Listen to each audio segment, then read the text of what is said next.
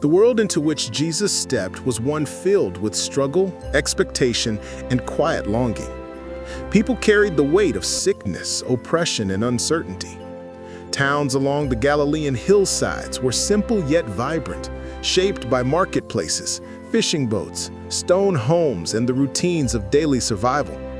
Life was not easy, and most families lived one day at a time, grateful for each loaf of bread and each moment of peace. The people of this land prayed for a Messiah, someone who could bring hope, healing, and a glimpse of God's power in a world that often felt heavy and broken. When Jesus began his ministry, word traveled quickly. It spread through fishermen who had seen him speak, through families who had watched him teach, and through travelers who carried stories from village to village. Before long, crowds formed wherever he went. They came with questions, fears, illnesses, and wounds that ran deeper than any physician could reach. They came because something about him felt different, peaceful, and filled with authority. Jesus spoke with warmth, but also with clarity. He approached people with compassion rather than distance. He touched those whom others avoided, listened to those others ignored, and met people exactly where they were. His miracles were not random displays of power. There were moments that revealed the nature of God, caring, present, healing, and deeply aware of human suffering. Each miracle carried a purpose. Some restored bodies, some restored dignity, some restored families. Others challenged assumptions about what was possible.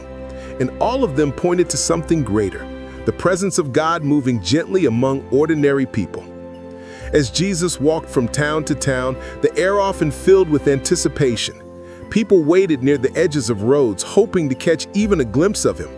They brought their sick relatives on mats, guided the blind by the hand, and whispered hopeful prayers under their breath.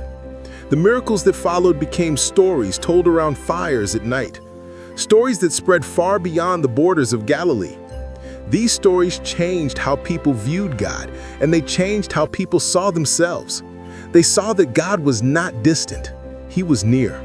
This episode explores those moments, the miracles Jesus performed across villages, hillsides, lake shores, and homes, told with historical accuracy, gentle detail, and a peaceful flow. It will move through his earliest miracles and continue into the well-known stories of healing, compassion, deliverance, and divine authority over nature. It will also explore the cultural background behind these events, giving context to life in first-century Judea, so the listener understands not just what happened, but why these moments held such profound meaning. This is a journey through the miracles of Jesus, spoken slowly and thoughtfully, allowing the listener to relax, reflect, and experience the wonder that these stories brought to so many. Part 2. The first miracle, water into wine. The first miracle recorded in Jesus' ministry took place in a small village called Cana, not far from Nazareth. Cana was a quiet community surrounded by hills, vineyards, and olive groves. Weddings there were joyful celebrations that lasted several days, bringing families and neighbors together. Music, laughter, storytelling, and shared meals filled the streets. Marriage was not just about two individuals, but about two families forming a bond that carried social and spiritual significance. During one such wedding, Jesus was present with his mother, Mary, and several of his early followers. The atmosphere was warm and lively, and the celebration reflected the closeness of the community. But during the festivities, the wine supply ran low, an embarrassing situation for the hosts. In that culture, running out of wine was more than an inconvenience. It risked damaging the family's reputation.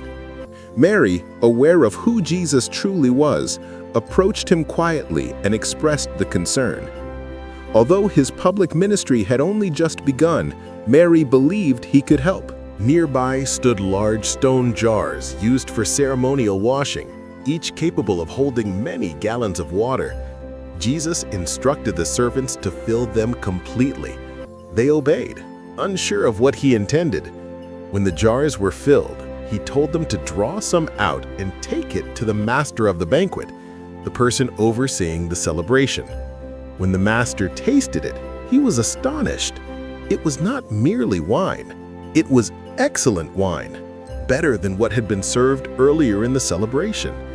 Without fanfare, without public announcement, Jesus had transformed water into wine. Only the servants, Mary, and his disciples understood what had happened. This miracle carried deep meaning. It revealed Jesus' compassion for simple human needs. It showed his connection to everyday life, not just grand religious moments. And it quietly signaled the beginning of his ministry. In a village wedding filled with ordinary people, Jesus brought extraordinary grace. The story spread slowly but steadily, becoming the first sign that something remarkable was unfolding in Galilee. Part 3. Healing in Capernaum. Compassion in a fishing town.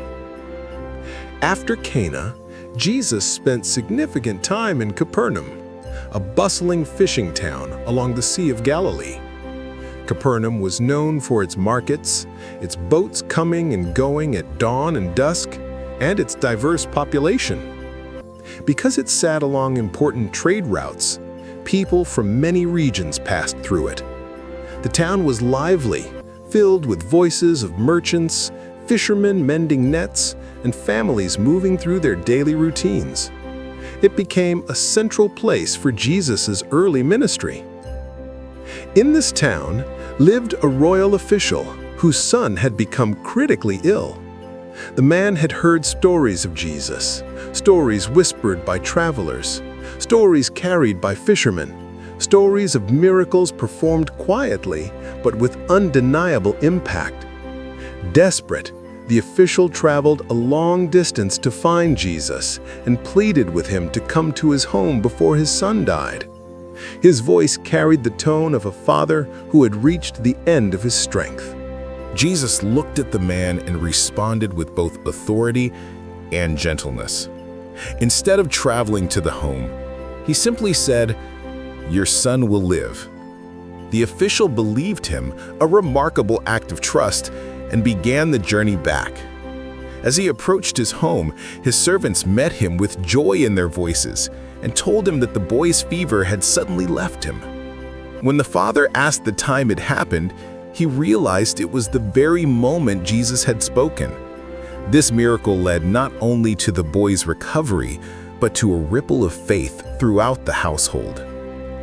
Capernaum witnessed many miracles like this.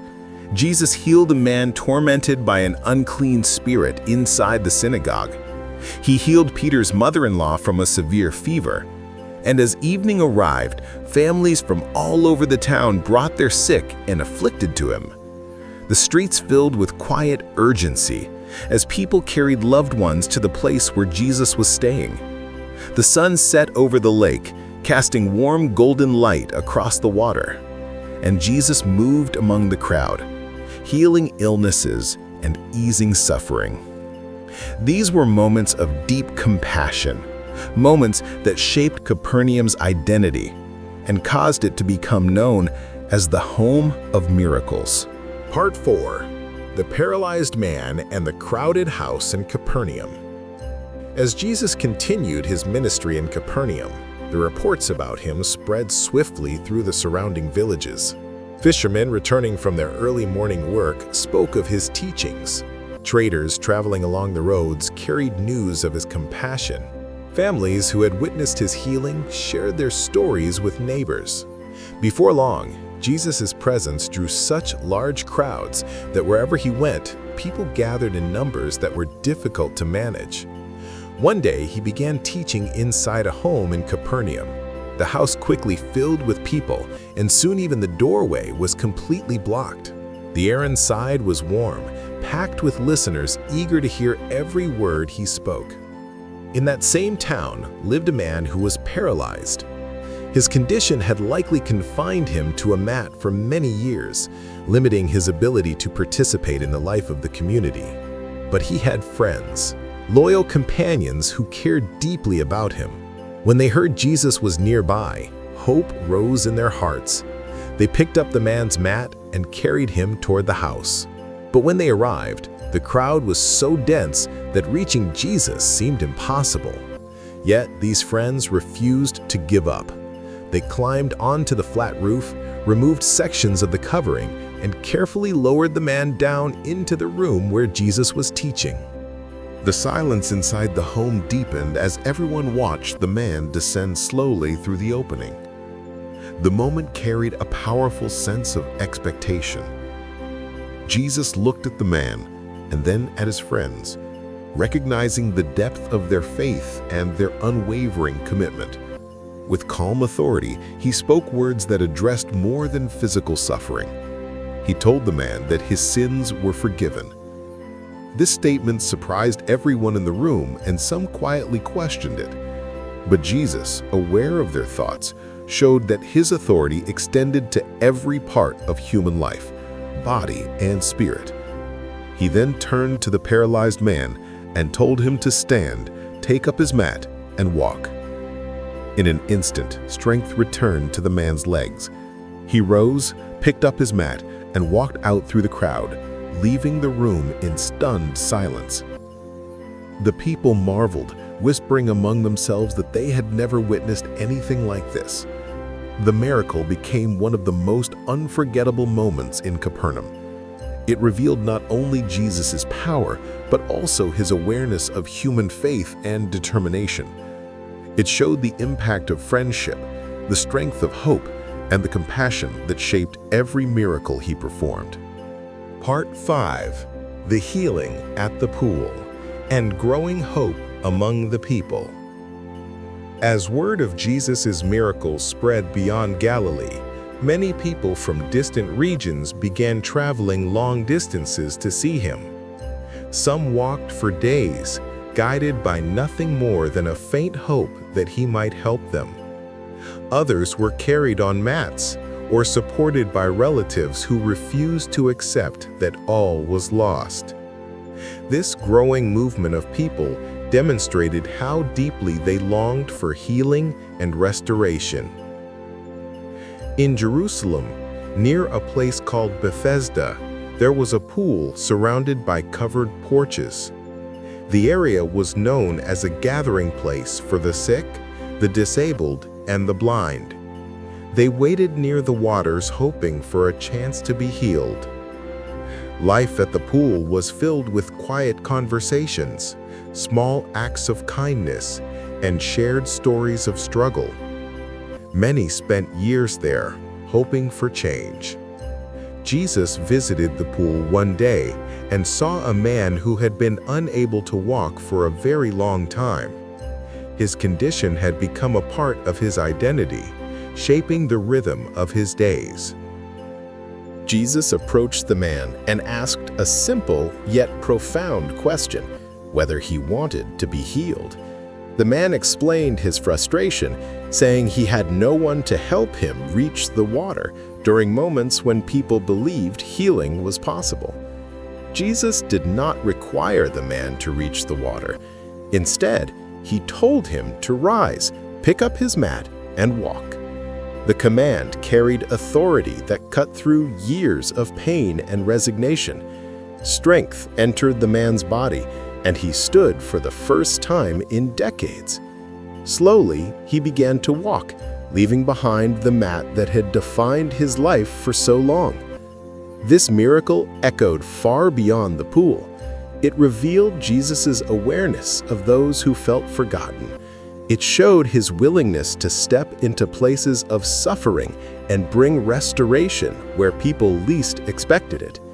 The healing became a story repeated throughout Jerusalem, adding to the growing belief that God was moving among the people in a new and powerful way.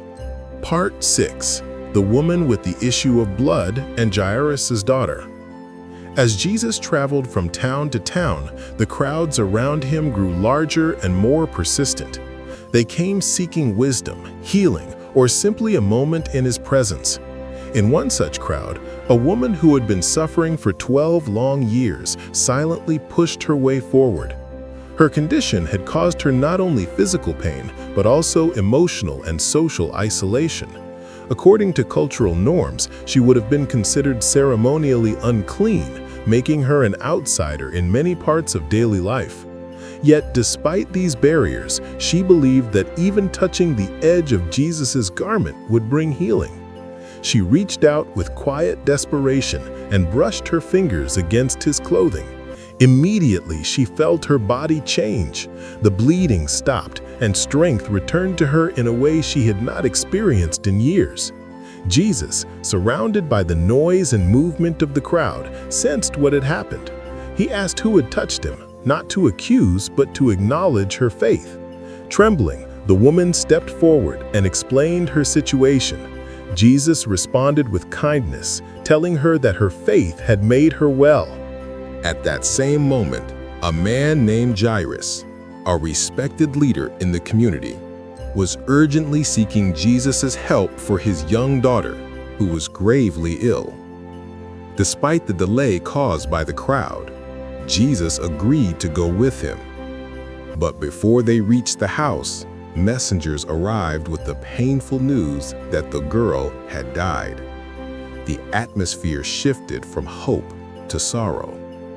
Jesus, however, gently encouraged Jairus to not lose faith. When they arrived at the home, mourners were already gathered, filling the space with grief. Jesus entered the house, asked the mourners to step outside, and approached the girl. He took her by the hand and spoke to her with a calm yet authoritative voice. Instantly, she arose, alive and restored. Her parents watched in astonishment as their daughter returned to them. This moment carried deep emotional weight, reminding everyone present that Jesus' miracles reached even into the darkest realms of human experience. It demonstrated that his compassion extended to both the suffering of a long-afflicted woman and the grief of a family facing unthinkable loss. Part 7. Miracles among the crowds throughout Galilee. Wherever Jesus traveled, crowds formed around him with astonishing speed. Villages along the Sea of Galilee became gathering points for people seeking healing, comfort, or answers. Some came with visible illnesses, while others carried hidden burdens. The atmosphere of these gatherings was a mix of longing, hope, and awe. People brought the blind, the deaf, the crippled, and those suffering from various diseases. They placed them at Jesus' feet, believing he could help them. And he did, not with impatience or reluctance, but with steady, compassionate attention. One day, a group brought a man who was unable to hear and had difficulty speaking. His condition had made communication nearly impossible, shaping his entire life around silence and misunderstanding. Jesus took the man aside, away from the crowd, showing a personal touch that highlighted respect and dignity. He placed his fingers in the man's ears, touched his tongue, and then looked toward heaven. When he spoke, his words carried quiet authority. The man's hearing opened, and his speech became clear. The crowd marveled and shared the story widely, adding to the growing understanding of Jesus' power. In another moment, people brought the blind to Jesus, guiding them carefully through the crowd. Some were healed instantly, opening their eyes to see the world with clarity. Others experienced healing in stages, reminding listeners that not every miracle followed the same pattern. Each one demonstrated that Jesus noticed individual needs and responded to them personally. These moments strengthened the faith of the people and deepened the impact of his ministry throughout the region. Part 8. The feeding of the 5,000 and Jesus' power over nature. As Jesus' ministry grew, the crowds following him became immense. People traveled from towns, villages, and distant regions, drawn by his teachings and the hope that he might heal someone they loved. One day, Jesus and his disciples crossed the Sea of Galilee to find a quiet place to rest. The disciples were tired, worn from days of ministry, and the journey by boat offered a brief moment of calm. But when they reached the other side, they saw a vast crowd already waiting for them. Word had traveled quickly, and people had run along the shoreline, eager to reach him. Instead of turning them away, Jesus looked upon the crowd with compassion. Many had traveled far without food or rest, yet they came with open hearts, longing for guidance. He began teaching them, speaking of God's kingdom with clarity and depth. The day continued, and the sun began to dip toward the horizon. The disciples grew concerned, realizing the crowd was hungry and far from any town. They suggested sending the people away to find food. But Jesus responded differently. He asked the disciples to feed the crowd themselves. This request seemed impossible to them. They had only a small amount of food, 5 loaves of bread and 2 fish, brought by a young boy in the crowd. It was barely enough for one family, let alone thousands. But Jesus asked for the food, and the disciples brought it to him. The crowd settled onto the grassy hillside as Jesus lifted the loaves and fish, giving thanks. Then he began breaking the bread and distributing the pieces. As the disciples handed out the food, they realized something extraordinary was happening. The bread did not run out. The fish did not diminish. Instead, the food multiplied in their hands. What began as a small offering became more than enough to feed a crowd of 5,000 men, not including women and children. When everyone had eaten their fill, the disciples collected 12 baskets of leftovers. The miracle not only demonstrated Jesus' power over physical needs, but also revealed a deeper truth about generosity, trust, and abundance. It showed that God could take something small and turn it into something overwhelmingly sufficient. It reminded the people that they were seen and cared for, even in their simplest needs. The miracle became one of the most widely remembered events of Jesus' ministry, told and retold among families for generations. Part 9. Jesus walks on water, a miracle in the storm. After the feeding of the 5,000, Jesus instructed his disciples to return to the boat and head back across the Sea of Galilee while he went up a nearby mountain to pray. The Sea of Galilee was known for its sudden storms. Winds could rise without warning, stirring the waters into waves that tossed fishing boats unpredictably. The disciples, many of whom were experienced fishermen, had faced storms before, but on this night, the wind was fierce and the water rough. Rowing became difficult, and their progress slowed as the hours passed. Late into the night, as darkness covered the sea, the disciples struggled against the storm. The wind howled, and waves slapped against the sides of the boat. Fatigue weighed heavily on them, and fear began to creep in as the storm showed no sign of calming. Then, in the dim light before dawn, they saw a figure approaching across the water. At first, they were terrified. Believing they were seeing something impossible, they cried out in fear. But the voice that answered them was familiar and calming. It was Jesus, walking across the surface of the sea. His presence in the midst of the storm brought an immediate sense of peace. He told them not to be afraid, for it was truly him. One of the disciples, Peter, called out and asked if he could come to Jesus across the water. Jesus invited him to step out of the boat. Peter climbed over the side and, for a brief moment, walked on the surface just as Jesus was doing. But when the wind grew stronger, his fear returned. Feeling the waves beneath him, he began to sink. Jesus reached out, steadying him and guiding him back to the boat. When Jesus climbed into the boat, the wind stopped and the sea grew calm. The disciples, exhausted and filled with awe, worshipped him, realizing more deeply than ever that he held authority over creation itself. This miracle demonstrated not only his power over nature, but also the importance of trust, courage, and the comfort of his presence in life's storms. It reassured the disciples that even when they felt overwhelmed, Jesus was near, walking toward them with strength that could calm even the fiercest winds. Part 10. The Feeding of the 4,000. Compassion for the multitudes. As Jesus continued traveling across the regions of the Decapolis and other areas, crowds gathered just as they had in Galilee.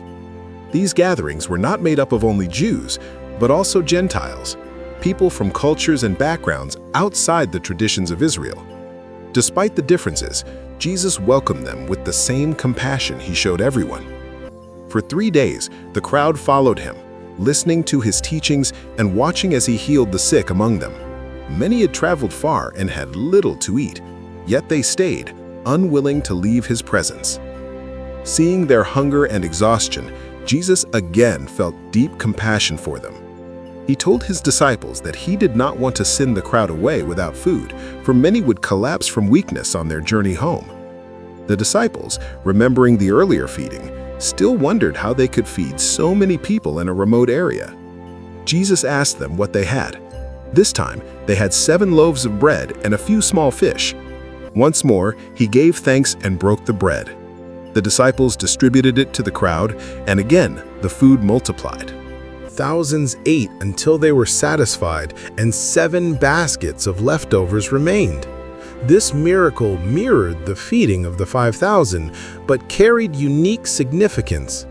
It showed that Jesus' compassion extended across cultural boundaries. It revealed that his care was not limited to one group of people. The miracle became a message of inclusion, reminding listeners that the love of God reached far beyond the borders people often created. Part 11. Miracles of Deliverance. Compassion for the oppressed. While many of Jesus' miracles involved physical healing, others addressed deeper forms of suffering. In several regions, people brought individuals who were tormented by unclean spirits. These situations often caused fear and isolation within communities as people struggled to understand what was happening. Jesus approached these individuals with calm authority, recognizing their distress and the burden they carried. His presence brought peace where there had been turmoil. One of the most dramatic accounts involved a man who lived among the tombs near a region called the Gerasenes. The man had been driven from society by his torment and wandered alone in places considered unclean and dangerous. His appearance and behavior frightened those who passed by. Yet when Jesus approached, the man ran toward him and fell to the ground, overwhelmed by his presence. Jesus spoke with authority, freeing him from the forces that tormented him. The transformation was immediate. Moments later, the man sat calmly, clothed and in his right mind, a living testimony to the power of compassion and restoration. This miracle spread rapidly throughout the surrounding region. The people who had once feared the man now saw him as a restored member of the community. The healing demonstrated that Jesus not only cared for physical suffering, but also for emotional and spiritual suffering. It revealed his ability to bring peace to the most troubled hearts and minds, offering hope to those who felt beyond help. Part 12. The miraculous catch of fish and Jesus' provision for his followers. Before Jesus called his first disciples to follow him fully, many of them worked as fishermen along the Sea of Galilee. Fishing was a difficult trade that required strength, patience, and intimate knowledge of the waters. The men worked long nights, casting nets repeatedly in hopes of catching enough fish to support their families. The work was unpredictable, and there were times when an entire night of labor resulted in little to show for it. One such morning, after hours of unsuccessful fishing, Simon Peter and his partners were cleaning their nets along the shore, weary from the long night.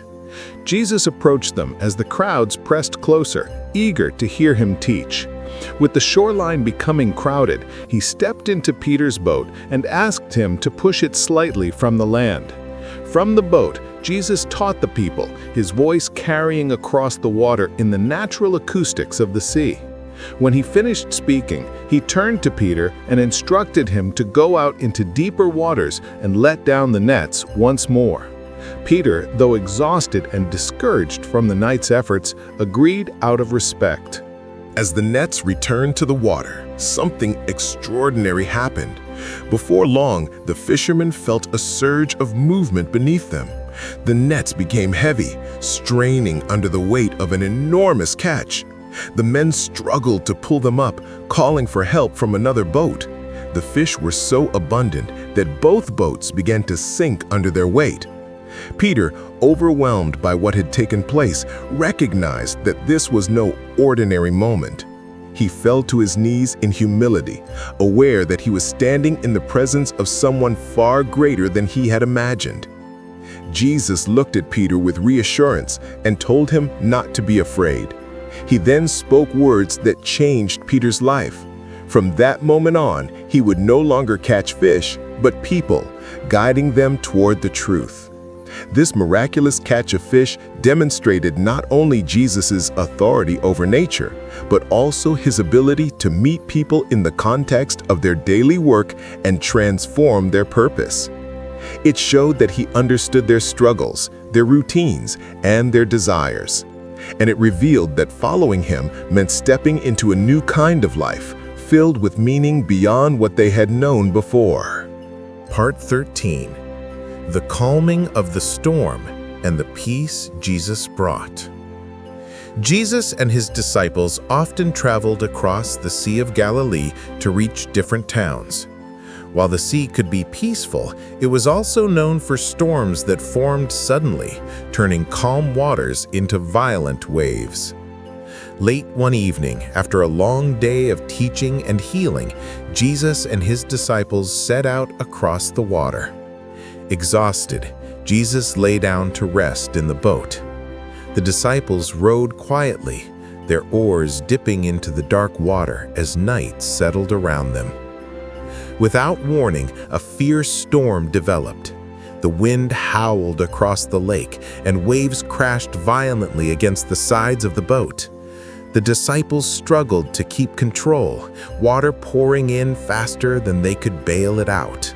Fear gripped their hearts as they realized the danger they were in. Despite the chaos, Jesus continued sleeping, undisturbed by the storm's force. Driven by desperation, the disciples woke him, crying out for help. Jesus stood and faced the raging sea. He spoke with calm authority, commanding the wind and waves to be still. Instantly, the storm ceased. The water grew quiet, and the wind faded into silence. The sudden peace was so profound that the disciples could hardly comprehend what had happened. Their fear shifted to awe as they whispered among themselves, wondering what kind of person could command even the wind and sea. This miracle revealed that Jesus' authority extended far beyond human understanding. It showed that no storm, no matter how violent, was beyond his control. For generations, this story has brought comfort to those facing the storms of life, reminding them that peace can arrive even in the most turbulent moments. Part 14. Raising the widow's son. Compassion in a time of grief. In a small town called Nain, Jesus encountered a scene filled with sorrow. As he approached the city gate with his disciples, a funeral procession passed by. Mourners walked slowly, their voices echoing with grief. At the center of the procession was a widow, her face marked by deep sadness. She had already lost her husband, and now she was burying her only son. In the culture of that time, her son was her last source of support, protection, and companionship. His death left her not only heartbroken, but vulnerable and alone. When Jesus saw the widow's grief, he felt deep compassion. He approached her gently and told her not to weep. Then he stepped toward the bier on which the young man's body lay. The crowd grew silent, sensing that something significant was about to happen. Jesus touched the bier and spoke with calm authority, commanding the young man to rise. To the astonishment of everyone present, the young man sat up and began to speak. The widow's tears of sorrow turned into tears of overwhelming joy as she embraced her son, restored to life. This miracle revealed the depth of Jesus' compassion. He was not indifferent to human suffering. He saw the pain of a grieving mother and responded with a miracle that restored not only her son, but her sense of hope and security.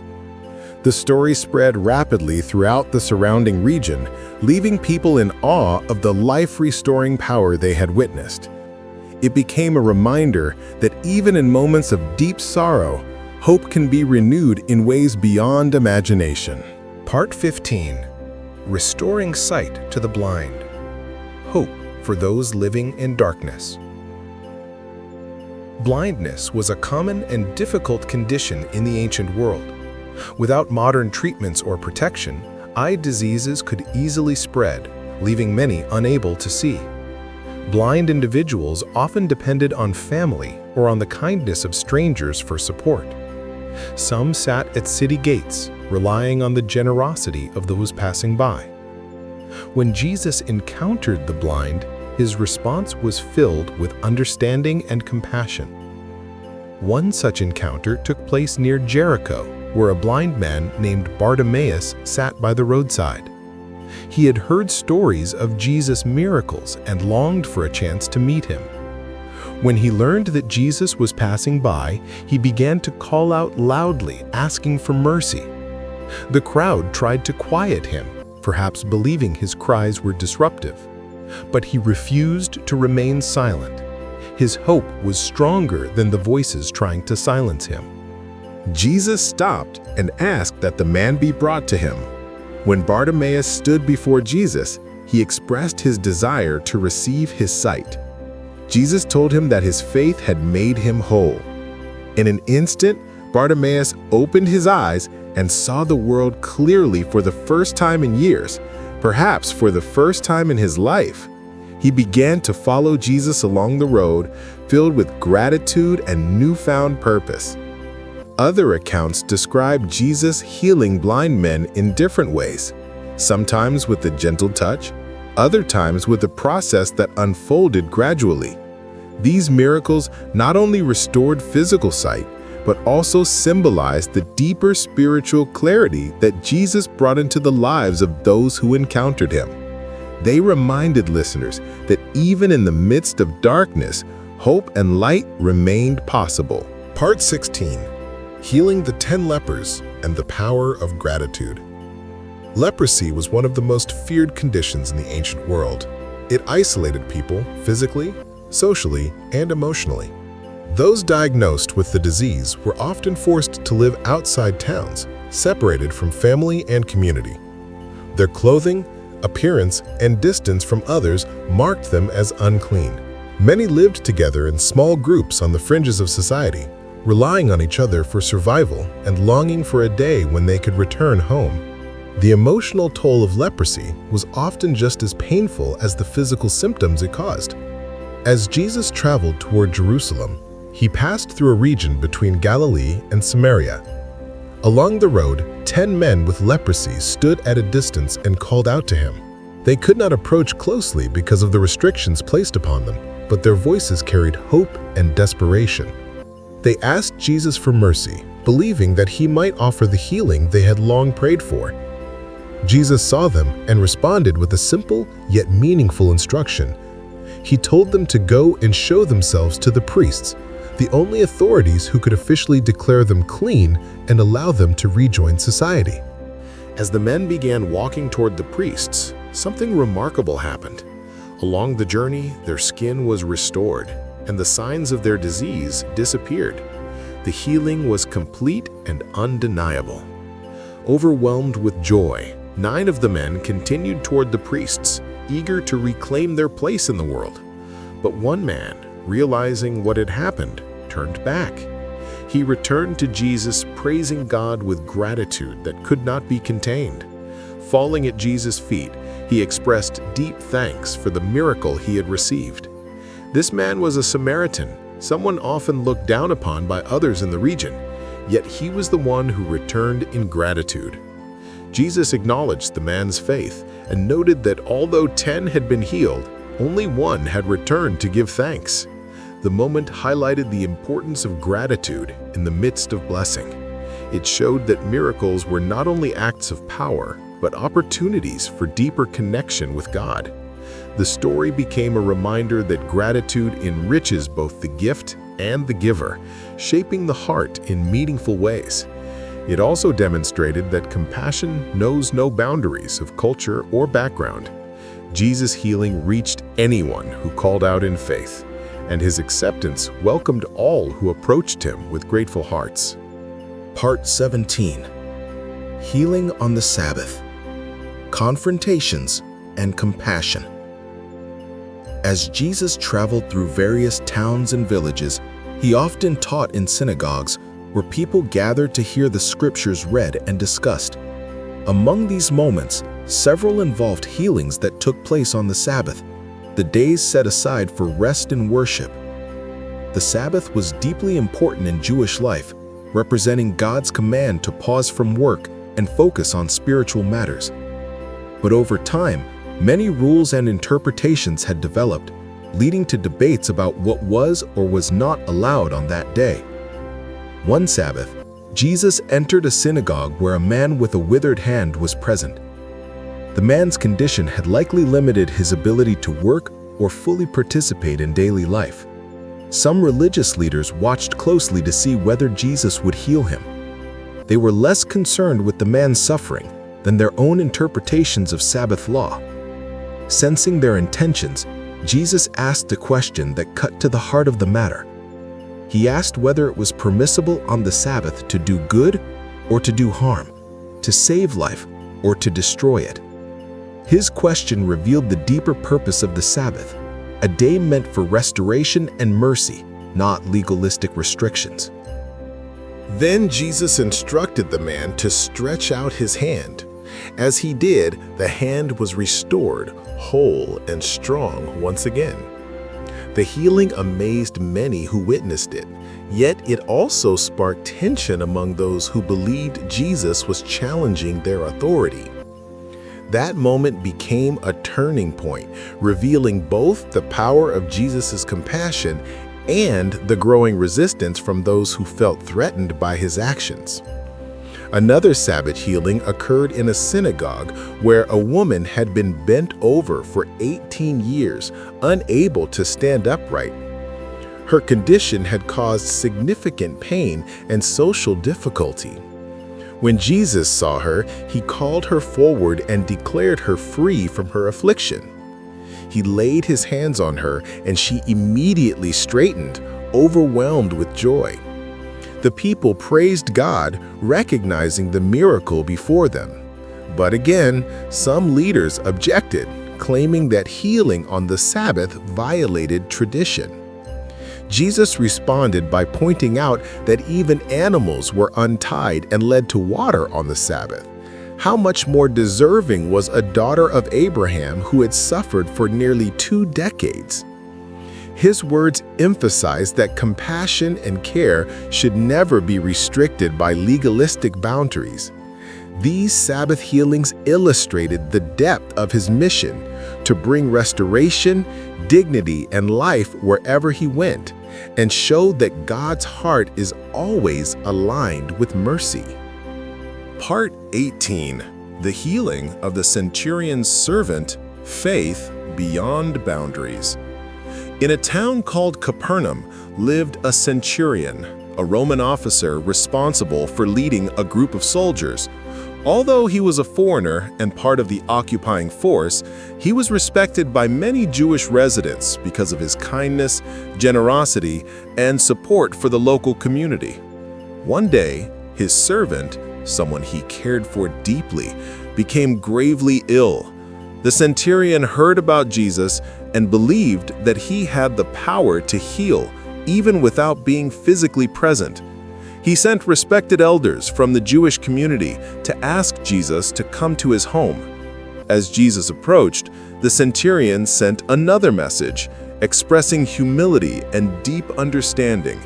He said he was unworthy to have Jesus enter his home, and that he believed Jesus could simply speak a word and his servant would be healed.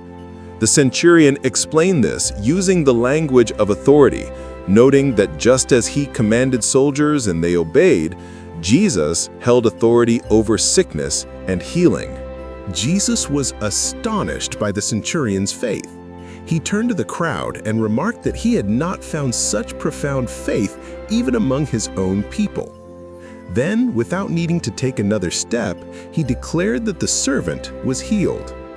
When the centurion's messengers returned home, they found the servant completely restored.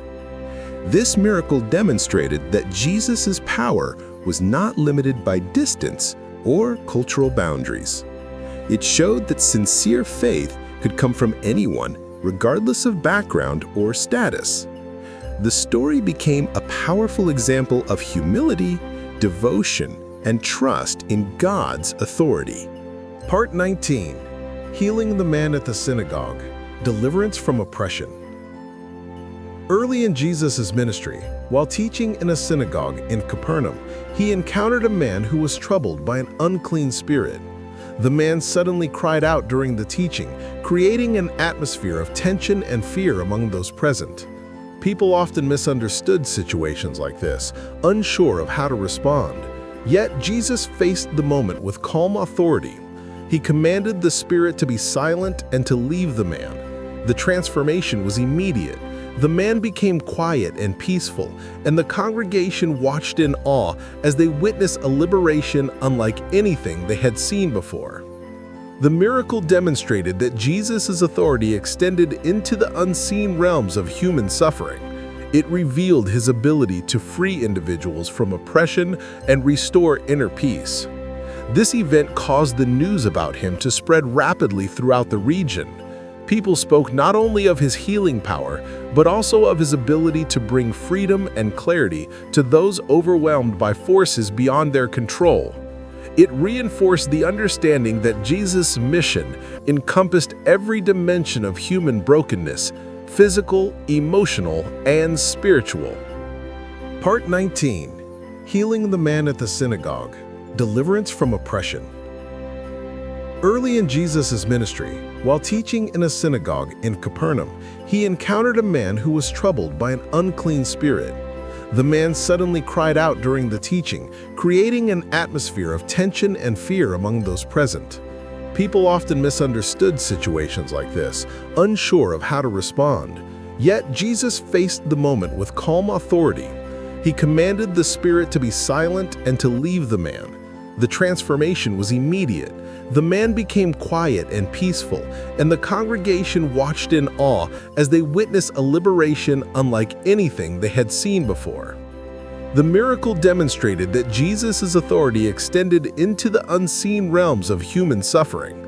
It revealed his ability to free individuals from oppression and restore inner peace. This event caused the news about him to spread rapidly throughout the region. People spoke not only of his healing power, but also of his ability to bring freedom and clarity to those overwhelmed by forces beyond their control. It reinforced the understanding that Jesus' mission encompassed every dimension of human brokenness, physical, emotional, and spiritual. Part 20. Healing the deaf and mute. Restoring connection. In one region, people brought to Jesus a man who was both deaf and unable to speak clearly. His condition had shaped his entire life, creating barriers that isolated him from communication and connection. Friends and family guided him through the crowd, hoping that Jesus would respond to their plea. Jesus took the man aside, away from the noise and pressure of the people. This small detail reflected his personal approach to healing, recognizing the dignity and individuality of each person who came to him. Jesus placed his fingers in the man's ears and touched his tongue. Then he looked toward heaven and let out a deep sigh, symbolizing both compassion and connection to the Father. When he spoke the command for the man to be opened, something remarkable happened. The man's ears opened, and his speech became clear. The transformation was immediate and life-changing. For the first time, the man could hear the voices around him and speak with clarity. The people were amazed and overwhelmed with wonder. They proclaimed that Jesus did all things well, bringing both hearing and speech to someone who had known only silence. This miracle highlighted the importance of communication and connection in human life. It showed that Jesus understood not only physical limitations, but also the emotional isolation that comes with them. His healing restored the man to a fuller experience of life and community. Part 21. The Syrophoenician Woman's Daughter, a Miracle of Persistence and Faith. As Jesus traveled beyond the familiar regions of Galilee, he entered the area of Tyre and Sidon, coastal cities known for their cultural diversity and busy trade routes. These regions were outside the traditional boundaries of Jewish communities, filled with people from different backgrounds, languages, and beliefs. The presence of Jesus in this area demonstrated that his ministry was reaching further than many expected, crossing cultural lines that often separated people. In this region lived a Syrophoenician woman whose young daughter was suffering greatly. The mother had heard the stories circulating about Jesus, stories of healing, deliverance, and compassion. Despite the cultural differences between her people and the Jews, she sought him out with determination. When she found him, she called out for help, her voice filled with desperation and love for her child. Her persistence revealed both her courage and her belief that Jesus had the power to heal even beyond the boundaries of Israel. Part 21. The Syrophoenician Woman's Daughter, a Miracle of Persistence and Faith. As Jesus traveled beyond the familiar regions of Galilee, he entered the area of Tyre and Sidon, coastal cities known for their cultural diversity and busy trade routes. These regions were outside the traditional boundaries of Jewish communities, filled with people from different backgrounds, languages, and beliefs. The presence of Jesus in this area demonstrated that his ministry was reaching further than many expected, crossing cultural lines that often separated people. In this region lived a Syrophoenician woman whose young daughter was suffering greatly. The mother had heard the stories circulating about Jesus, stories of healing, deliverance, and compassion.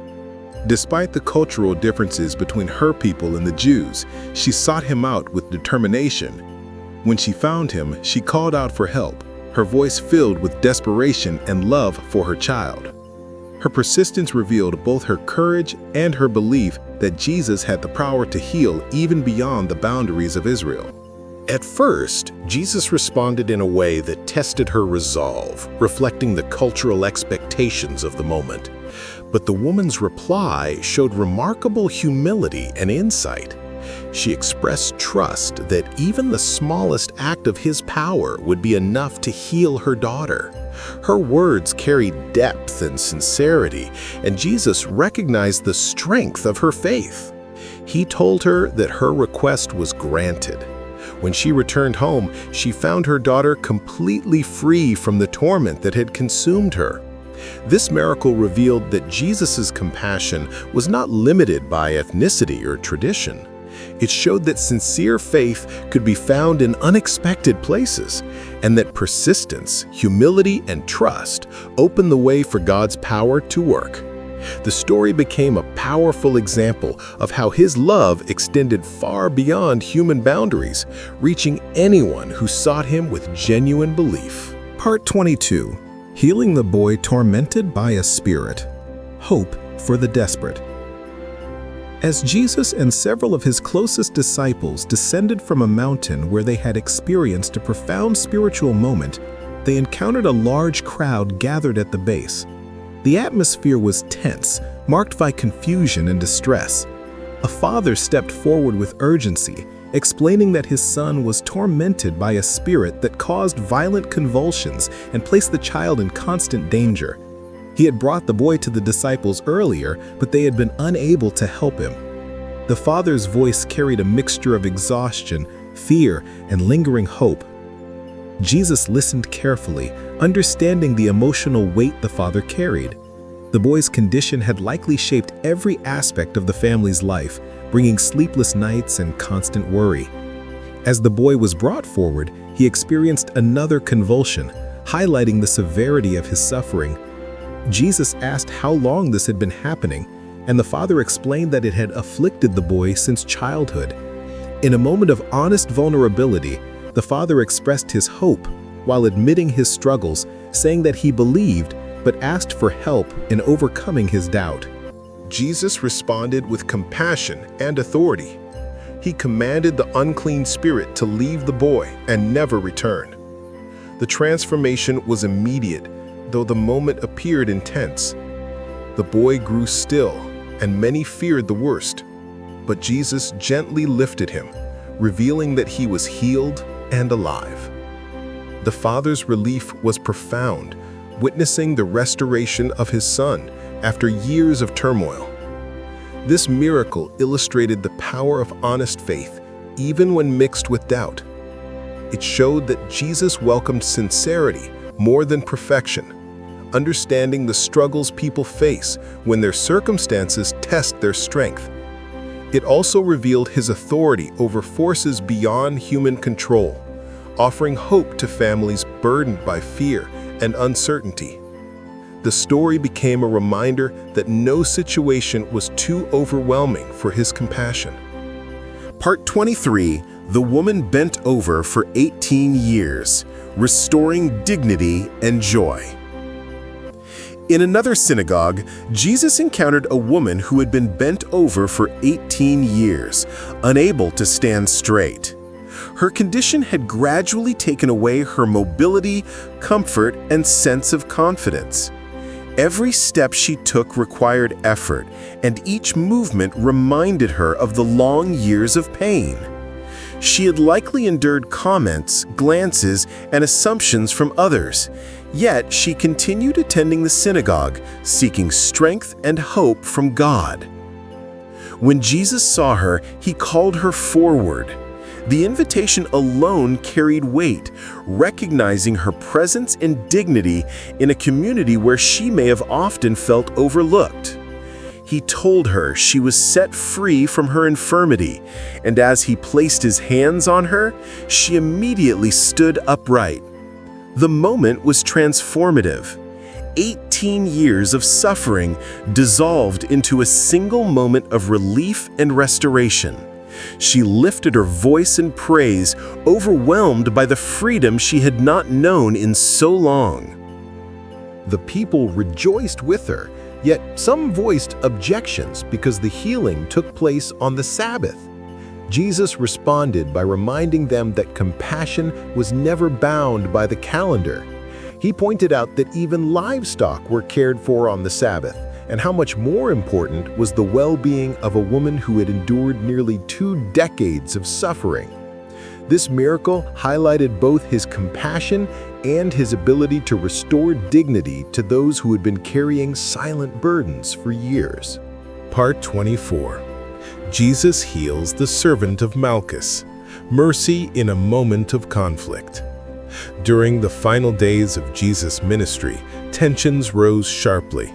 As events in Jerusalem unfolded, a moment of conflict erupted when soldiers and officials came to arrest him. In the confusion, one of the disciples struck a servant of the high priest, cutting his ear in an attempt to defend Jesus. The scene was chaotic, filled with fear, anger, and uncertainty. Yet even in this moment of turmoil, Jesus responded with calm authority. He told his disciple to put away the weapon, reminding everyone present that violence was not the path he intended. Then, in an act of unexpected compassion, he reached out and healed the servant's ear. The servant, likely terrified and caught in the middle of a situation beyond his control, became the recipient of a miracle in a moment when restoration seemed unlikely. The healing showed that Jesus' compassion extended even to those who came as part of his arrest. It demonstrated that his mission remained rooted in mercy, even when others acted out of fear or hostility. This miracle also revealed Jesus' unwavering commitment to compassion, regardless of circumstance. It became a lasting example of his character, a reminder that his power was always aligned with peace, healing, and the restoration of those caught in the fractures of human conflict. Part 25. Healing the man with dropsy. Compassion in a hostile setting. On one occasion, Jesus was invited to dine at the home of a Pharisee on the Sabbath. Although the invitation might have seemed hospitable, the atmosphere was tense. Many who attended were watching Jesus closely, not out of admiration, but to scrutinize his actions. Among those present was a man suffering from dropsy, a condition that caused painful swelling and severe discomfort. It is likely that he had been placed there intentionally to see how Jesus would respond. Jesus addressed the situation directly by asking whether it was lawful to heal on the Sabbath. The question remained unanswered by those present, as they avoided acknowledging the deeper meaning. Jesus then took hold of the man, healed him, and sent him on his way. The miracle unfolded with simple clarity, yet it carried heavy significance. It demonstrated that compassion always had precedence over rigid interpretations of law. Jesus then reminded the group that they would rescue even an animal in distress on the Sabbath. How much more, then, should a human being in suffering be cared for? The healing revealed the contrast between the intentions of those scrutinizing him and the intentions of Jesus himself.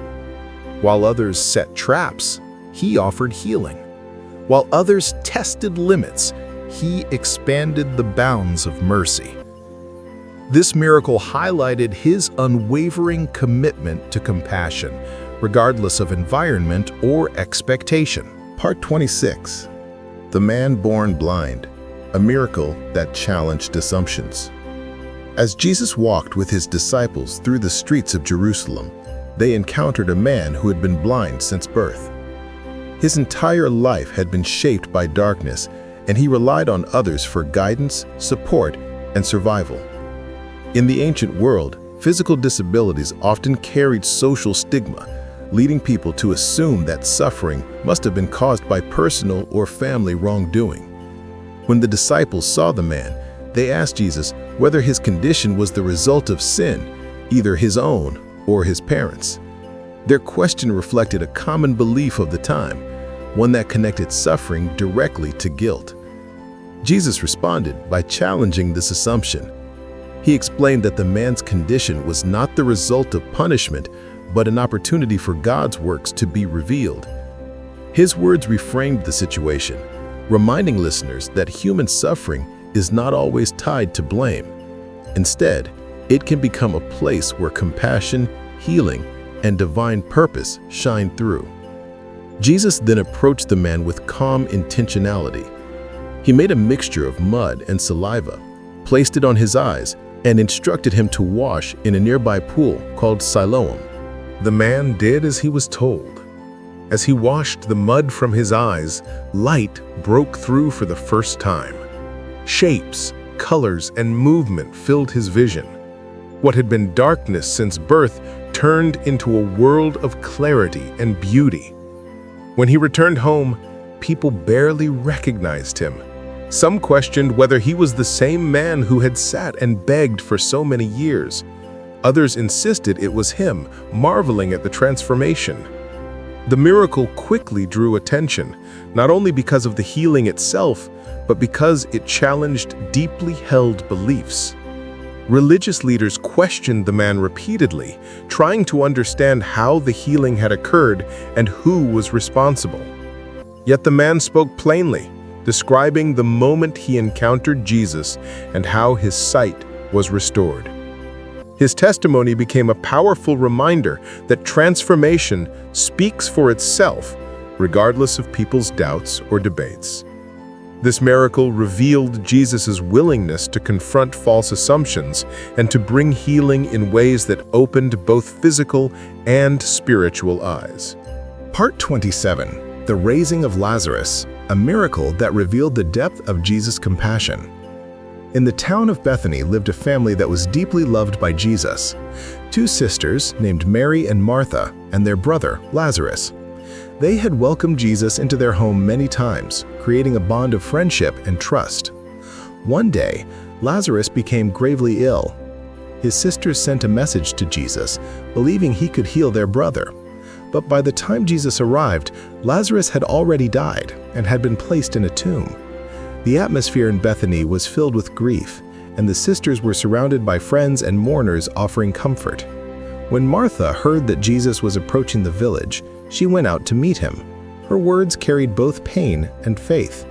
She said that if he had been there, her brother would not have died, yet she also expressed trust that God could still work through him. Jesus assured her that Lazarus would rise again, pointing to a deeper truth about life and hope. When Mary came to Jesus, she fell at his feet, weeping with sorrow. Jesus was moved by her grief and the grief of those around him. The moment revealed his deep compassion as he himself wept alongside the mourning community. Jesus then approached the tomb, where a stone sealed the entrance. He instructed the people to roll it away. Though some hesitated because Lazarus had been dead for 4 days, they eventually obeyed. Jesus looked toward heaven and prayed, not for his own sake, but so that those watching would know the source of what was about to happen. Then he called out loudly, commanding Lazarus to come forth. To the astonishment of everyone present, Lazarus emerged from the tomb, still wrapped in burial cloths. Jesus instructed the people to unwrap him and let him go. The miracle spread rapidly, drawing many to believe in him. It revealed not only his power over life and death, but also his deep empathy for human sorrow. This moment became one of the most powerful demonstrations of his identity and mission. It showed that even in the face of death, hope could rise again. Part 28. Healing two blind men, faith that followed him indoors. As Jesus continued traveling through the towns of Galilee, two blind men heard that he was passing by. Their lives had been shaped by darkness and dependence on others, yet they carried a strong faith that Jesus could help them. They followed him, calling out with voices filled with urgency and hope. Despite their inability to see the path, they pursued him with determination, guided only by faith and sound. When Jesus entered a home, the two men found their way inside, continuing to call out to him. Jesus asked whether they believed he could restore their sight. Their response was confident and sincere. Jesus touched their eyes and told them that their healing would be according to their faith. Immediately, their sight returned and they saw the world clearly. The miracle was both intimate and powerful, taking place away from the public crowds. It emphasized that faith is not always loud or dramatic. Sometimes it is persistent, steady, and deeply personal. The men were overwhelmed with gratitude, yet Jesus instructed them not to spread the news widely. Despite this request, the story traveled quickly, carried by the excitement and joy of those who had witnessed or experienced his power.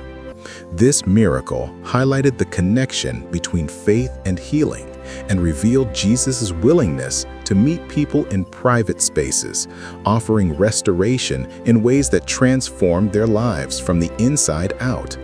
Part 29. The Healing of the Boy in Capernaum, a miracle performed from afar. In another moment, demonstrating his authority beyond physical presence, Jesus encountered a nobleman from Capernaum whose son was gravely ill.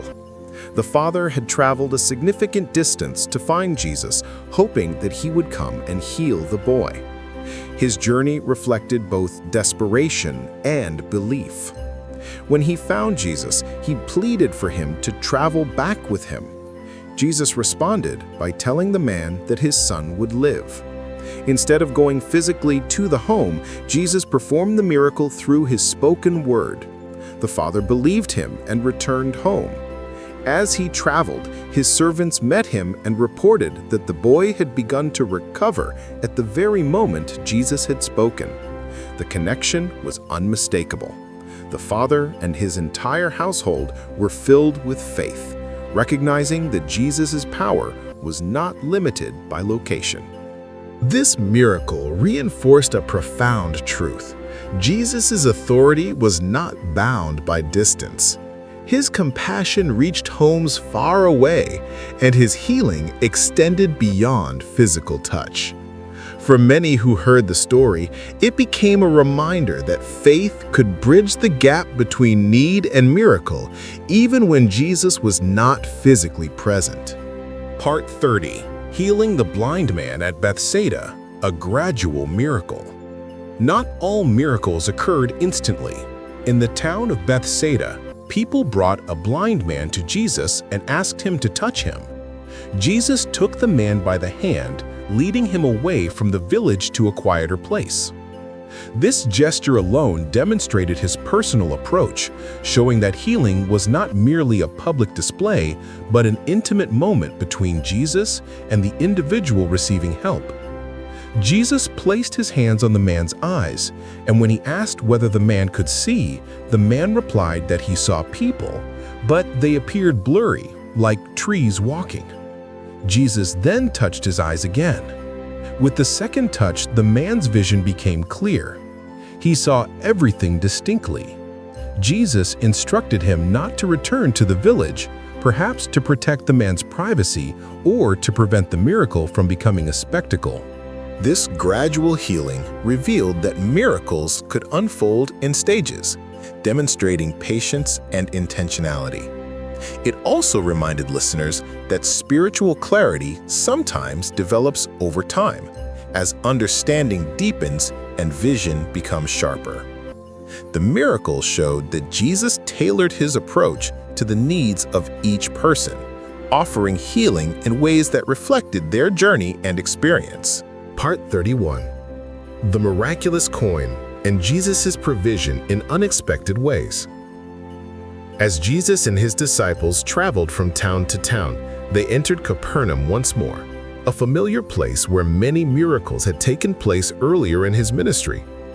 Upon their arrival, collectors approached Peter regarding the temple tax, a required contribution used to support the services and maintenance of the temple in Jerusalem. The collectors asked Peter whether Jesus paid the tax, reflecting a mixture of curiosity and scrutiny. Peter answered confidently that Jesus did pay it. Yet he approached the issue with uncertainty, unsure of how the situation would unfold. When Peter entered the house, Jesus spoke to him before he could mention the matter. Jesus explained that although he, as the Son, was not obligated to pay the temple tax, he would nonetheless do so to avoid unnecessary conflict. His response demonstrated humility and respect for the customs of the people, even in situations where he was exempt. Then he instructed Peter in a way that blended authority with simplicity. Jesus told him to go to the nearby sea, cast a line, and open the mouth of the first fish he caught. Inside, Peter would find a coin sufficient to cover the tax for both of them. Peter followed the instruction, and the miracle unfolded exactly as Jesus foretold. The fish carried the needed coin, a reminder that God's provision often arrives in unexpected ways.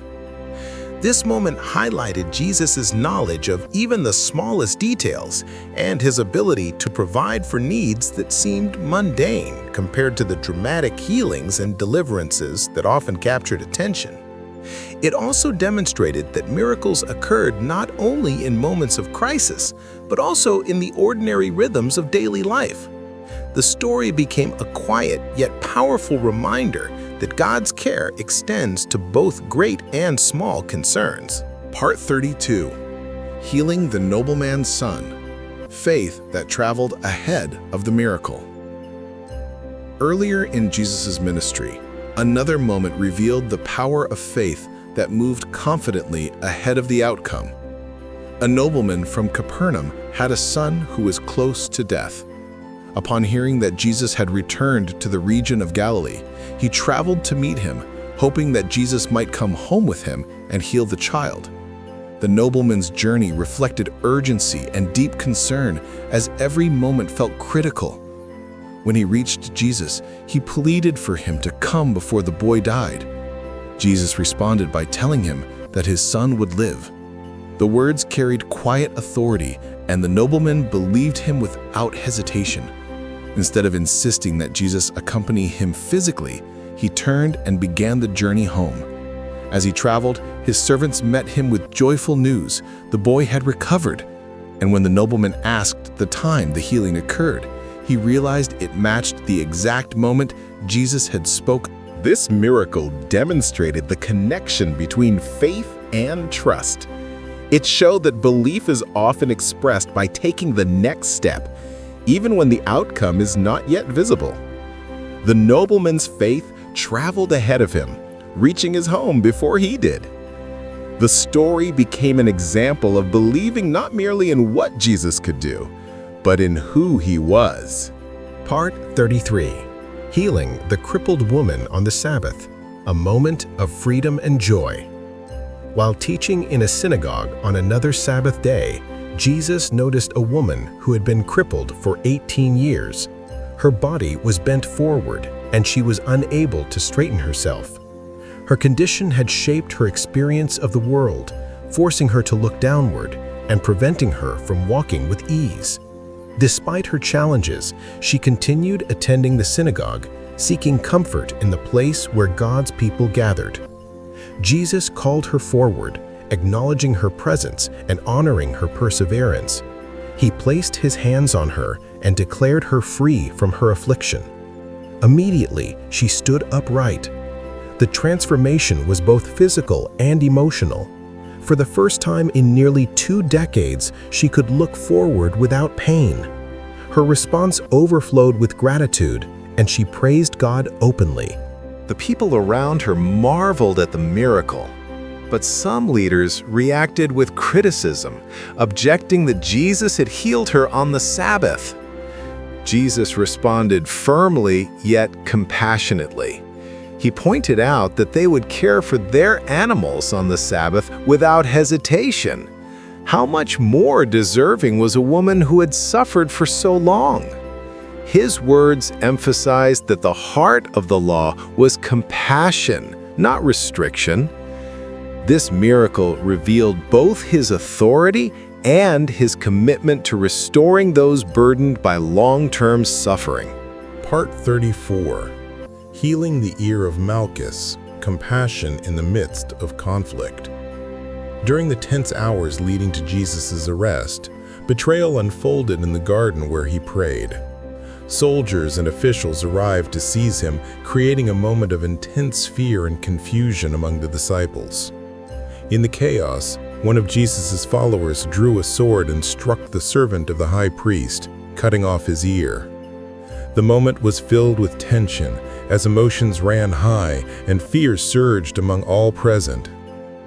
Instead of responding with anger or resistance, Jesus immediately intervened.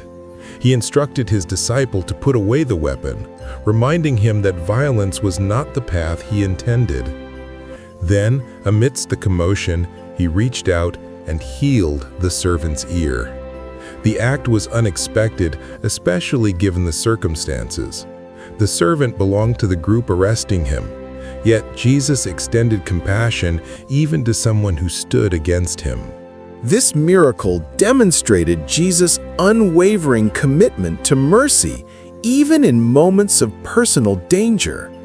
It revealed that his mission was grounded in healing, not retaliation. Those who witnessed the event saw a striking contrast between human fear and divine compassion. The story became a lasting reminder of his character, a healer even in the face of betrayal. Part 35. healing many in the crowds, a ministry without limits. Throughout his ministry, Jesus encountered large crowds filled with people seeking help. They brought with them illnesses, injuries, emotional burdens, and spiritual struggles. Some came out of deep desperation, others out of curiosity, and many out of hope. Despite the overwhelming number of people, Jesus responded with tireless compassion. He moved through the crowds, healing individuals from all walks of life: children, elders, the strong, the weak, the outcasts, and the respected. In some moments, the crowds pressed so closely that touching the hem of his garment was enough to heal. In other moments, Jesus laid his hands on people one by one. The scenes varied, but the heart behind each interaction remained the same. He saw not just crowds, but individuals, each with their own story, pain, and longing. Some carried lifelong burdens, while others faced sudden challenges. But Jesus treated each person with grace and attentiveness, revealing a love that reached across every barrier and limitation. These countless healings reflected the limitless nature of his mission. His power was not confined to particular conditions or specific situations. Wherever suffering appeared, he brought restoration. Wherever despair existed, he brought hope. This widespread healing ministry demonstrated the depth of his compassion and the breadth of his authority. Part 36.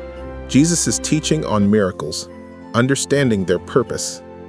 As Jesus traveled from town to town, healing and restoring countless people, he also taught his followers about the deeper purpose behind these miracles. Many who witnessed them were amazed, yet not everyone understood what they revealed. Some viewed the miracles as spectacular displays of power, while others saw them as signs of hope, compassion, and renewal. Jesus often encouraged his listeners to look beyond the surface and understand the meaning woven into each moment of healing. He explained that miracles were not performed to entertain crowds or to gather admiration. Instead, they demonstrated the presence of God's kingdom breaking into the world. Each miracle revealed a glimpse of how life could be, free from suffering, fear, isolation, and despair. They were living illustrations of God's desire to restore creation, to mend what was broken, and to bring comfort to those who struggled. Jesus' miracles carried a rhythm that echoed throughout his entire ministry, showing that God was near and active among ordinary people. Jesus also taught that miracles invited people to see with new eyes. They were not just events of physical restoration, but lessons about faith, trust, and the nature of God. When he calmed the storm, it showed his authority over creation. When he healed the sick, it revealed compassion intertwined with power. When he restored sight to the blind or raised the dead, it demonstrated that nothing in human experience lay beyond the reach of God's healing. These moments encouraged people to step forward with openness, humility, and trust. He often reminded his disciples not to be captivated by the miracles alone, but to understand what they pointed toward, a deeper relationship with God. He emphasized that faith was not dependent on dramatic signs, but on listening, following, and living with a heart turned toward love and compassion. The miracles served as stepping stones, guiding people toward understanding his mission and the broader purpose of his presence in the world. Part 37. The miracles as signs of the kingdom of God. Throughout his ministry, Jesus spoke about the kingdom of God, a phrase that captured the essence of his teaching. The kingdom referred not to a political empire or territorial rule, but to the reign of God's love, justice, peace, and renewal.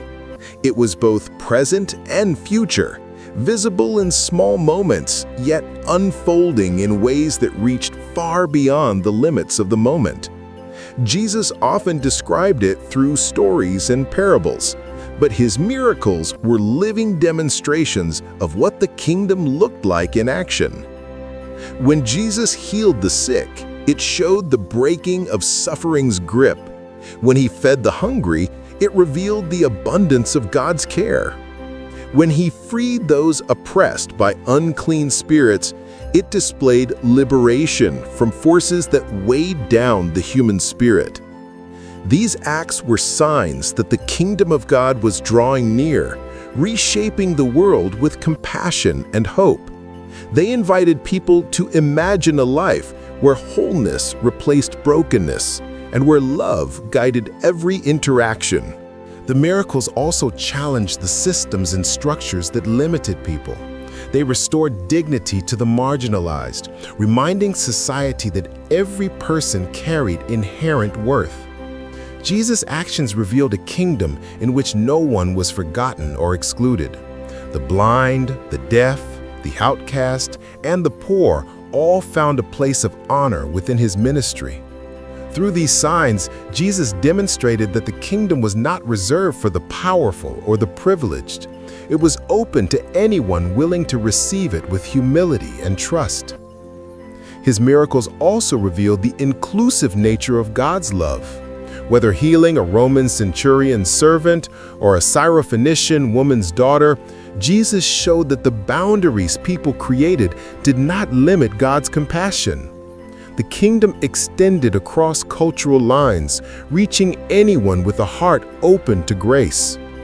These moments broadened the understanding of God's work, breaking down barriers and inviting all to experience the fullness of His presence.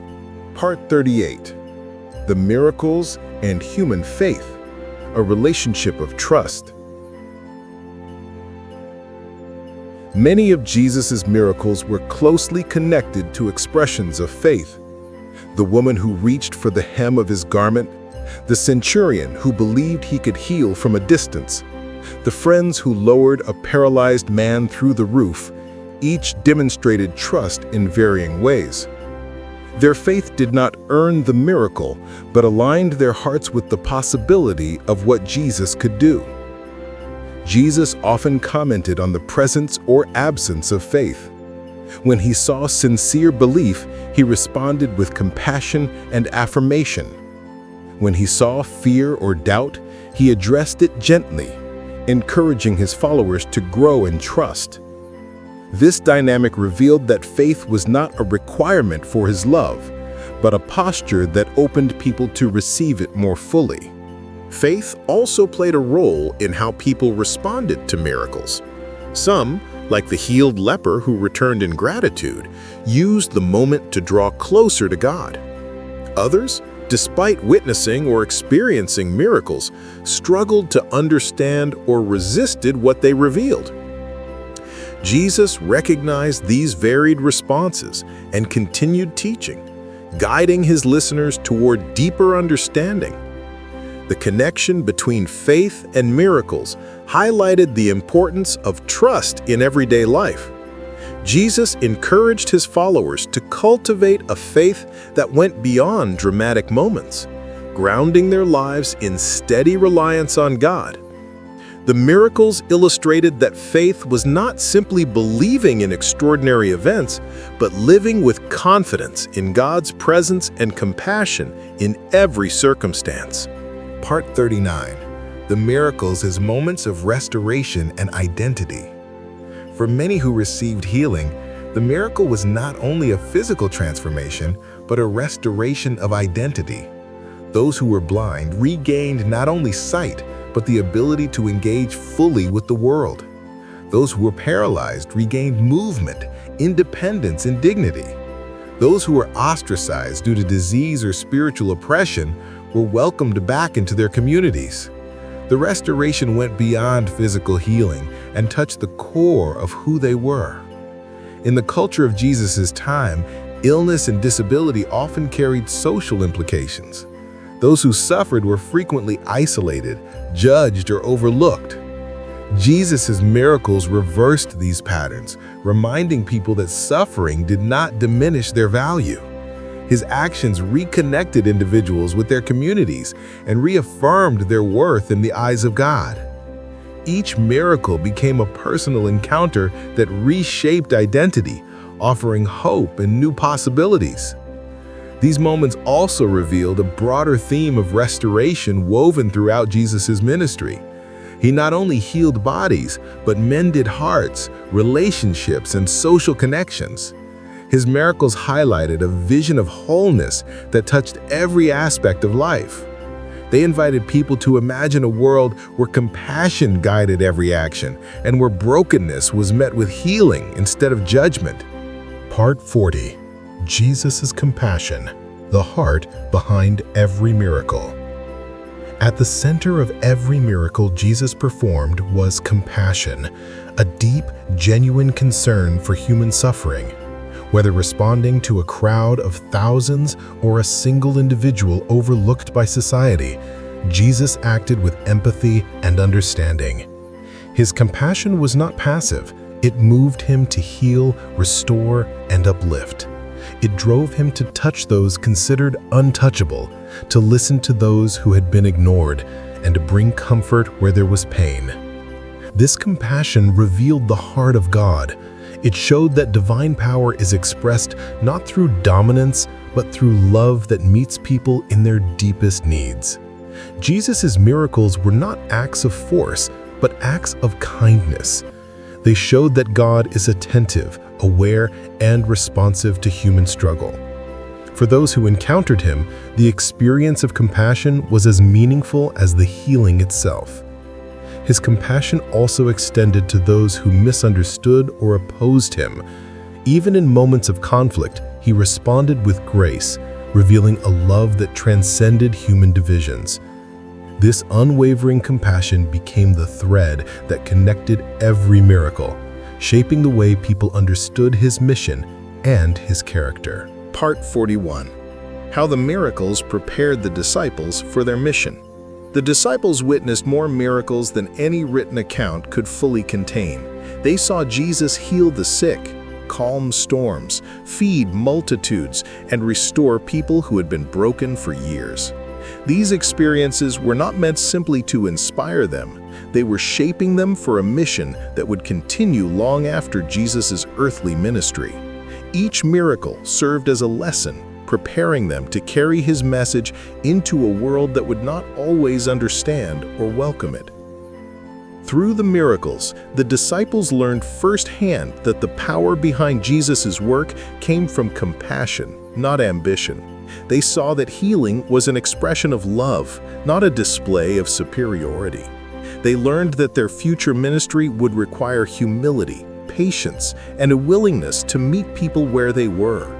The miracles taught them to trust in God's provision even in impossible circumstances. When Jesus fed thousands with only a few loaves and fish, it revealed that scarcity did not limit God's ability to provide. When he calmed storms, they saw that fear did not diminish his presence. Watching Jesus heal people with all kinds of conditions taught the disciples to look beyond surface appearances. They learned to see every person as someone cherished by God, regardless of their background, brokenness, or reputation. The miracles also taught them that faith could appear in unexpected places, in a Roman centurion, a Syrophoenician mother, or a blind man sitting by the road.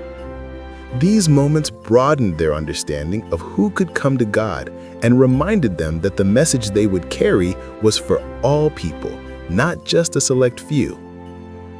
Above all, the miracles prepared the disciples to trust that God would work through them even when they felt inadequate. Jesus sent them out to heal, help, and proclaim hope, giving them a glimpse of the power that would later guide them throughout their lives. Each miracle was a step towards shaping their identity as leaders of a movement that would eventually reach across nations and generations. Part 42. Miracles that revealed Jesus' identity. Throughout the Gospels, the miracles Jesus performed were not isolated acts. They were woven into the larger narrative of who he was and what he came to accomplish. Each miracle revealed a facet of his identity as a compassionate healer, a teacher with authority, and the Son of God whose presence carried the power to restore creation. Some people recognized these signs quickly, while others struggled to understand their meaning. When Jesus calmed storms, walked on water, or multiplied food, the disciples gradually realized they were witnessing more than a prophet or teacher. These events echoed the power that the scriptures attributed to God alone: authority over nature, provision in times of need, and sovereignty over life itself. The miracles also fulfilled ancient promises that the Messiah would bring healing and freedom. Jesus' actions aligned with these expectations, revealing that he embodied the hope Israel had carried for generations. The raising of Lazarus became a particularly powerful moment, as it demonstrated Jesus' authority over death. Many who saw this miracle believed deeply in his identity, recognizing that such power could come only from God. The miracle not only brought Lazarus back to life, but also pointed toward Jesus' own triumph over death that would soon follow. These signs strengthened the faith of those who followed him and challenged those who resisted him to reconsider who he truly was. For the disciples, witnessing these miracles deepened their relationship with Jesus. They saw his divinity expressed through compassion, his authority expressed through patience, and his mission expressed through selfless love. These experiences would later anchor their faith as they faced challenges, persecution, and uncertainty. The miracles were moments of revelation, unfolding his identity, not through force, but through acts of healing and grace. Part 43. Miracles that transformed communities. The impact of Jesus' miracles extended far beyond the individuals who experienced healing. In many towns, entire communities were transformed by what they witnessed. Families were reunited, livelihoods were restored, and hope spread in places that had grown accustomed to hardship. A single healing could ripple through a village, reshaping relationships and renewing the strength of the people living there. When Jesus healed someone ostracized because of disease, that person was reintegrated into the community. The miracle changed not only their physical condition, but also their place in society. When he restored someone who had lived in isolation or fear, the miracle brought dignity and belonging. These moments affected neighbors, friends, and families who had watched someone suffer for years. The joy of restoration spread quickly, lifting the spirits of entire communities. In fishing towns, miracles like the abundant catch encouraged people to trust that God saw their daily struggles. In rural villages, healing the sick built bonds of gratitude and belief. In cities like Jerusalem, moments of healing sparked conversations that challenged old assumptions and brought new perspectives on faith and identity. The miracles served as catalysts for change, inviting whole communities to reconsider what was possible. These transformations also reflected the heart of Jesus' mission. He came not only to help individuals, but to renew communities and reshape the social fabric around compassion and justice. His miracles revealed a way of life where suffering was met with care, where the excluded were welcomed, and where the hopeless found strength. For many, the experience of witnessing a miracle became a turning point, inspiring them to follow Jesus or to share his message with others. Part 44. The miracles and the path toward the cross. As Jesus' ministry continued, the miracles he performed drew increasing attention from both the people and the authorities. Crowds followed him with growing anticipation, but the religious leaders grew more unsettled. They saw the miracles as signs that people were placing their trust in Jesus rather than in their institutions. The tension between Jesus and the authorities intensified, especially when miracles challenged deeply held traditions or occurred on the Sabbath. The miracles, though compassionate in nature, pushed Jesus steadily toward the events of his final days. Each act of healing, each moment of restoration, and each demonstration of divine authority drew both admiration and opposition. The raising of Lazarus, in particular, heightened this tension, as many people believed in Jesus after witnessing it. Leaders who felt threatened by his influence began planning ways to silence him. Yet Jesus did not avoid the path before him. He continued healing and teaching, knowing that his mission would ultimately lead to the cross. The miracles served as signs of the life he offered, even as the shadow of opposition grew darker. They revealed his identity, prepared his followers, and demonstrated the compassion that would define his sacrifice. The path toward the cross was not marked by fear or retreat, but by unwavering love. Jesus continued to restore, forgive, and uplift others, showing that no opposition could deter his mission. The miracles were not simply moments of wonder, but steps toward the ultimate expression of his purpose, to bring redemption, hope, and eternal life to all who believed. Part 45. The Legacy of the Miracles After Jesus' Ascension. After Jesus completed his earthly ministry and ascended into heaven, the miracles he performed continued to shape the lives of his followers. The disciples carried the memory of these moments with them. The storms calmed, the sick healed, the hungry fed, and the dead raised. These experiences became the foundation of their courage, guiding them as they shared his message across nations and cultures.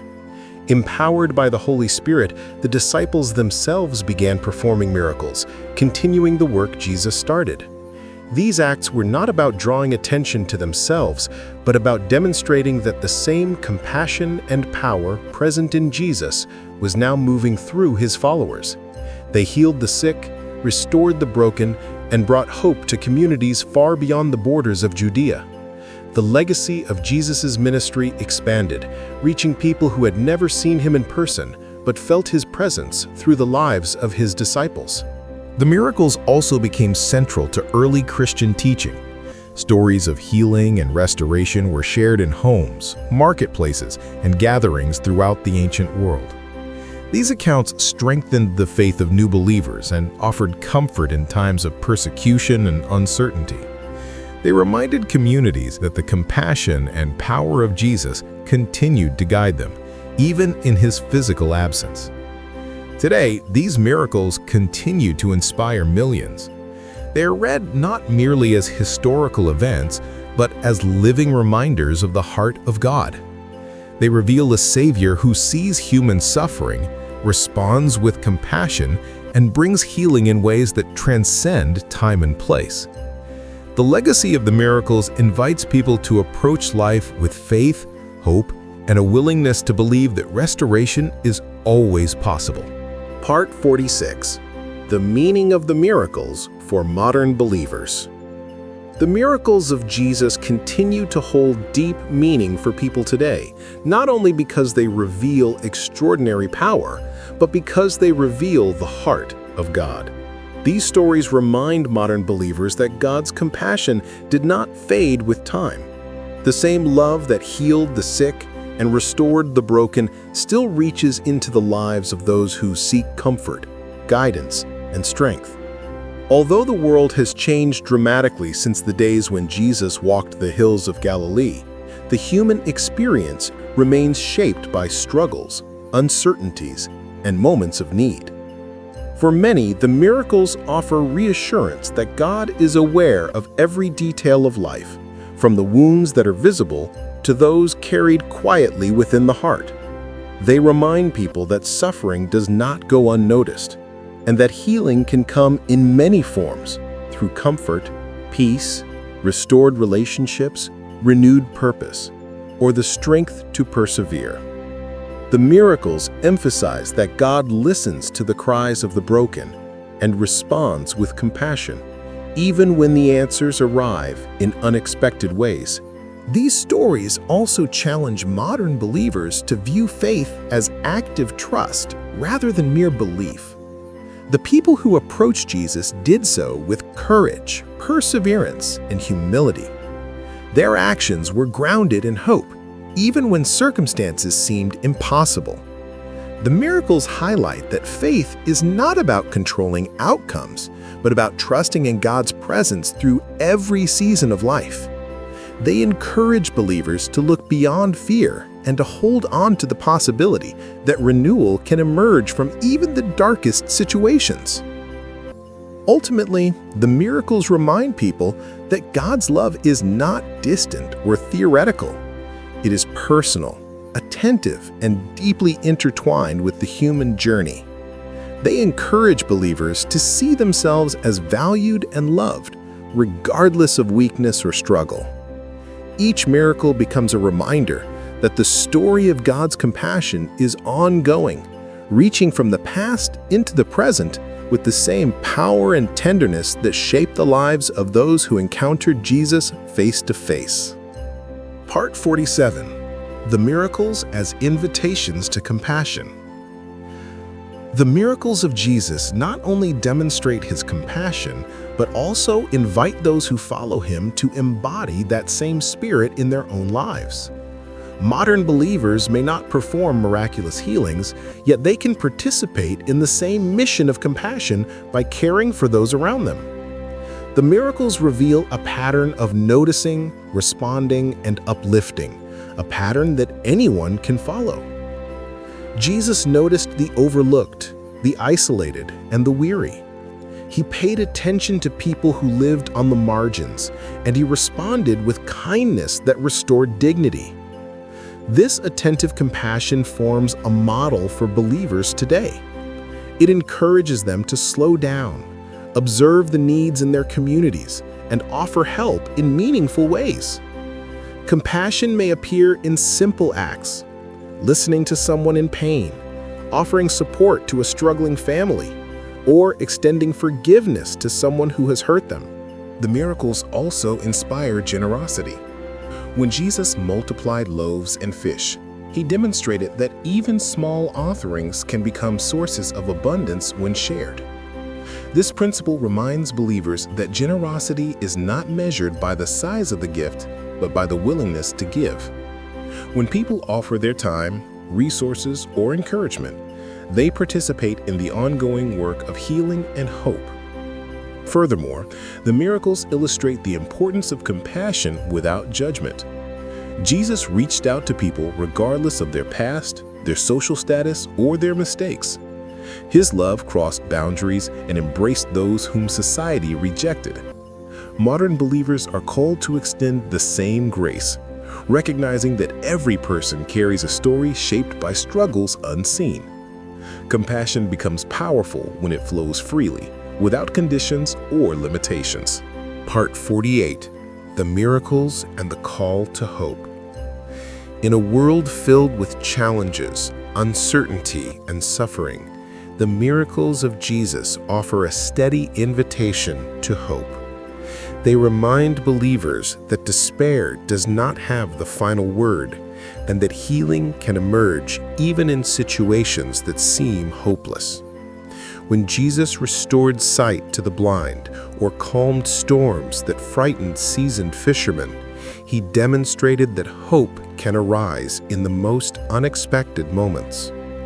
This message becomes especially meaningful for those facing personal storms, illness, loss, fear, or emotional burden.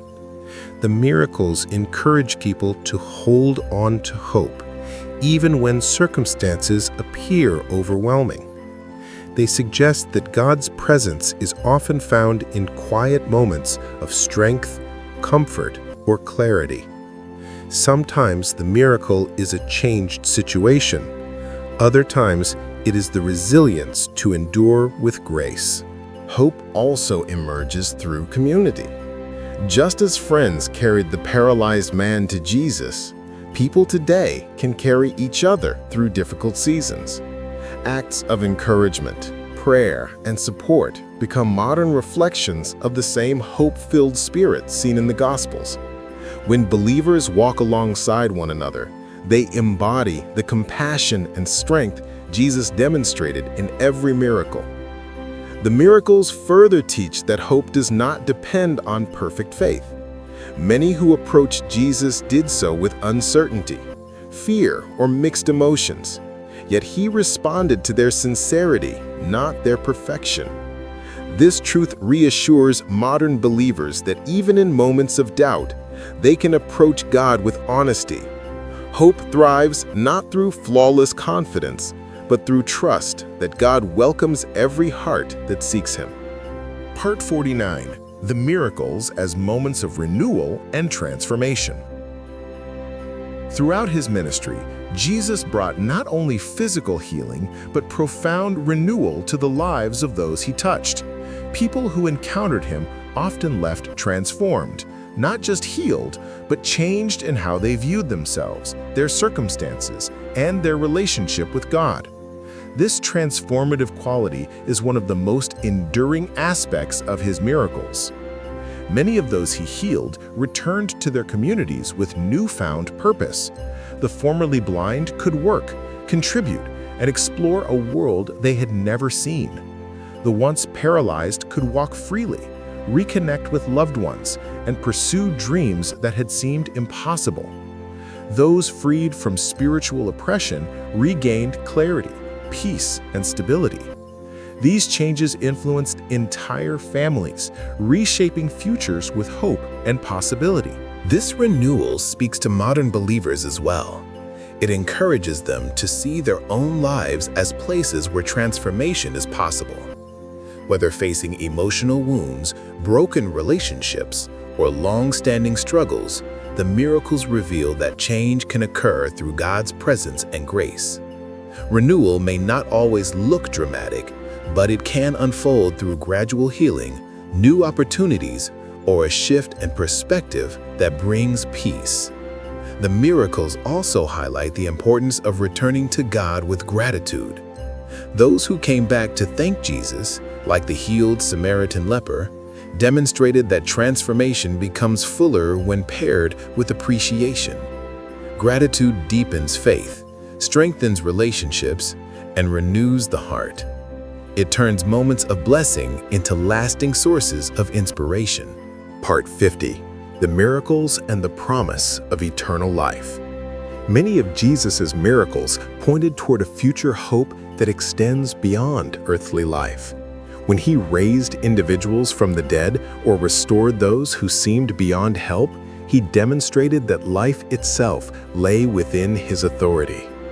These miracles foreshadowed his own resurrection, the moment that would stand at the center of Christian faith and reveal the fullness of his power over death. For modern believers, these moments offer comfort during times of grief or loss. They remind people that the end of earthly life is not the end of the story. The miracles encourage trust in a future shaped by God's love, a future in which restoration and renewal will be complete. They reveal a vision of eternal life where suffering is replaced with peace and where every tear is wiped away. This promise brings strength to those walking through difficult seasons, reminding them that God's presence accompanies them not only through life's joys, but through its most challenging moments.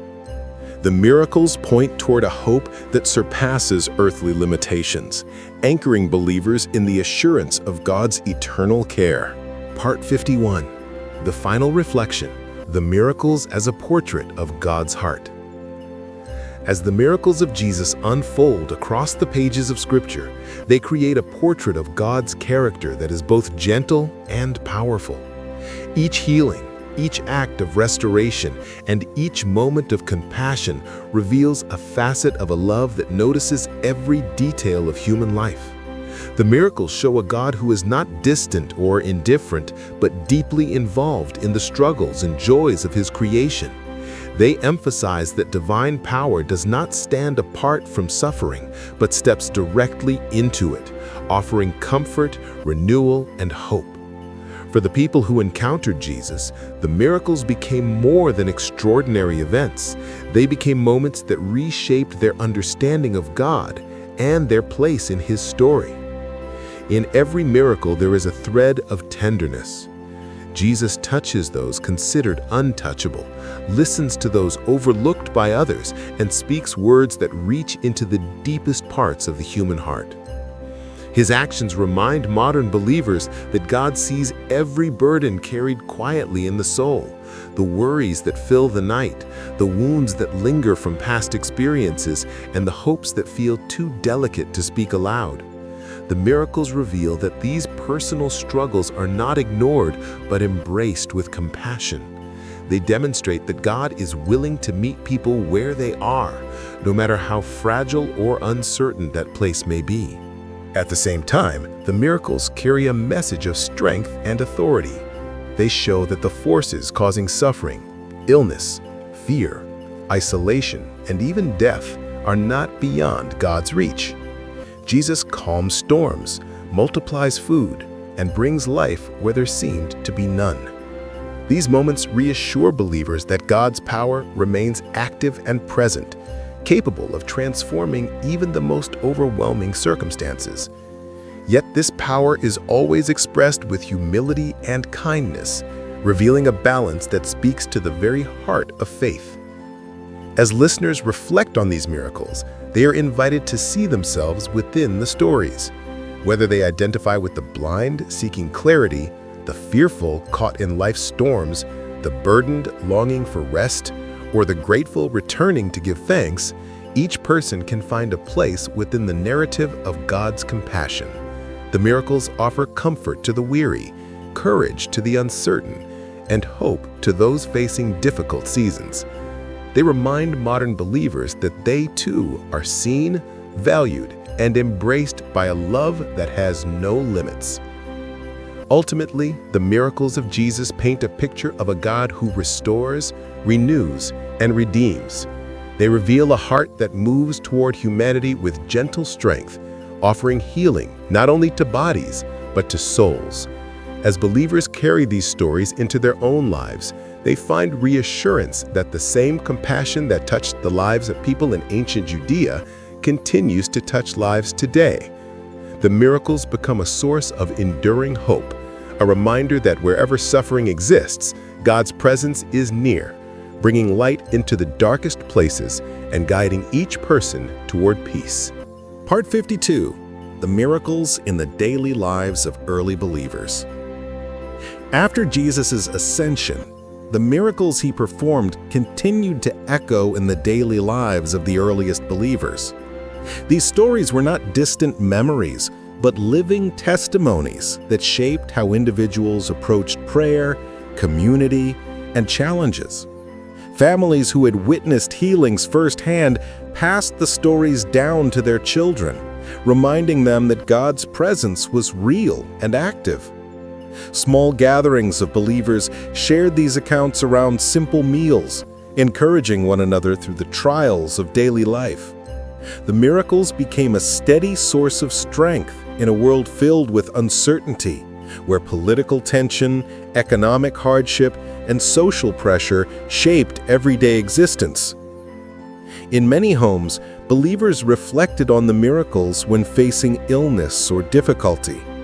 The memory of Jesus restoring sight or raising the sick gave them courage to pray with expectation, believing that God still listened. When storms of fear or persecution threatened to overwhelm them, they remembered the moment when Jesus calmed the waves, trusting that he could bring peace to troubled hearts. These stories were woven into the fabric of their faith, shaping decisions, guiding conversations, and nurturing a deep sense of unity among them. The miracles also influenced how early believers treated others. Having seen Jesus reach out to the marginalized, they learned to extend compassion to those whom society overlooked. They cared for widows, supported the poor, and welcomed travelers with kindness. Their communities became places where generosity and support replaced isolation and indifference. The miracles taught them not only what God could do, but how they themselves were called to live, reflecting the love they had seen expressed so clearly through Jesus' actions. As Christianity spread across cities and regions, the miracles traveled with the message. Believers carried these stories along trade routes and across borders, telling them in marketplaces, homes, and gathering places. People who had never met Jesus listened with wonder as they learned about the healer from Galilee who brought hope to all who approached him. The miracles became a powerful introduction to the heart of the Christian faith, inviting people everywhere to experience the same compassion and grace that had transformed the lives of those in Judea and beyond. Part 53. How the miracles strengthened communities under persecution. As the early Christian movement grew, it often faced intense opposition. Believers found themselves navigating a world where their faith was misunderstood, challenged, and sometimes punished. In these difficult circumstances, the stories of Jesus' miracles became essential sources of courage. They reminded communities that the power guiding their lives was greater than the forces working against them. Each miracle served as a reminder that God had walked with humanity before and continued to do so through every hardship. When believers faced persecution, they remembered the compassion Jesus showed to those who suffered. His willingness to heal the brokenhearted helped them endure their own trials with patience and hope. They reflected on how he restored those living on the margins of society and found comfort in knowing that their struggles were not unnoticed by God.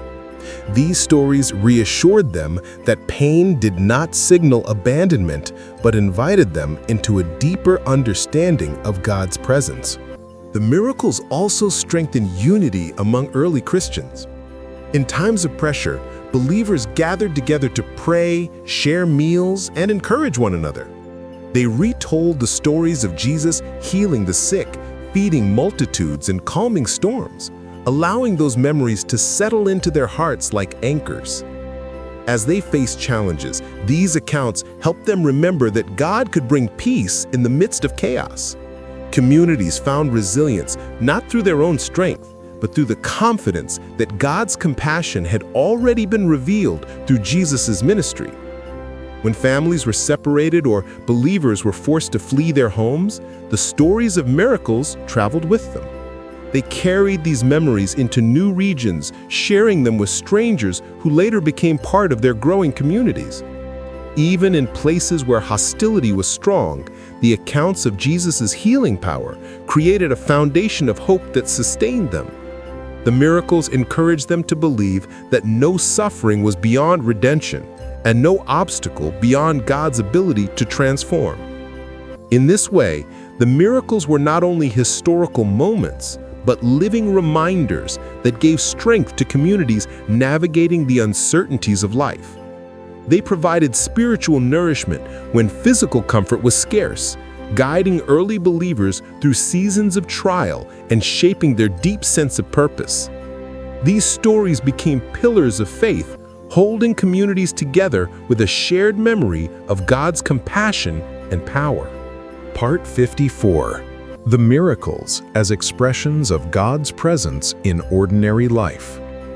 As early believers reflected on the miracles of Jesus, they began to see God's presence not only in dramatic events, but also in the quiet rhythms of daily life. They recognized that the same compassion that restored the sick and calmed storms was also present in moments of provision, protection, and comfort that unfolded in simple, ordinary ways. The miracles taught them to pay attention, to notice how God's grace often appeared in unexpected moments, in answered prayers, in acts of kindness, or in the strength to face challenging days. They remembered how Jesus multiplied bread for hungry crowds and began to view even ordinary meals as reminders of God's care. Shared tables became places of gratitude, where families thanked God for the food before them and the companionship they enjoyed. When they heard stories of Jesus guiding his disciples through storms, they found reassurance in their own moments of uncertainty, trusting that God would guide them with the same steady hand. Even the quiet miracle of a coin found in a fish reminded them that God could meet their needs through surprising means. As communities grew, believers began to see miracles not only as rare events, but as signs that God was continually present in the world. A child recovering from illness, a neighbor extending generosity, or a timely word of encouragement all became glimpses of the same compassion Jesus had demonstrated. These everyday blessings helped believers stay grounded in hope, especially when life felt heavy. They realized that although the scale of miracles varied, the heart behind them remained consistent, a God who cared deeply for each person and every detail of their lives. In this way, the miracles encouraged a posture of gratitude and attentiveness. They taught believers to look for the subtle movements of God's grace, to trust that even when circumstances seemed ordinary, divine compassion was at work beneath the surface. This awareness shaped communities into people of hope, generosity, and steady faith. They learned that miracles were not only moments of dramatic transformation, but also reminders of a God who walked with them through every season, guiding, comforting, and sustaining them with unwavering love. Part 55. The Miracles and the Calling to Serve Others. As believers reflected on the miracles of Jesus, they began to recognize that these acts of compassion carried a calling, a gentle invitation to serve others in the same spirit.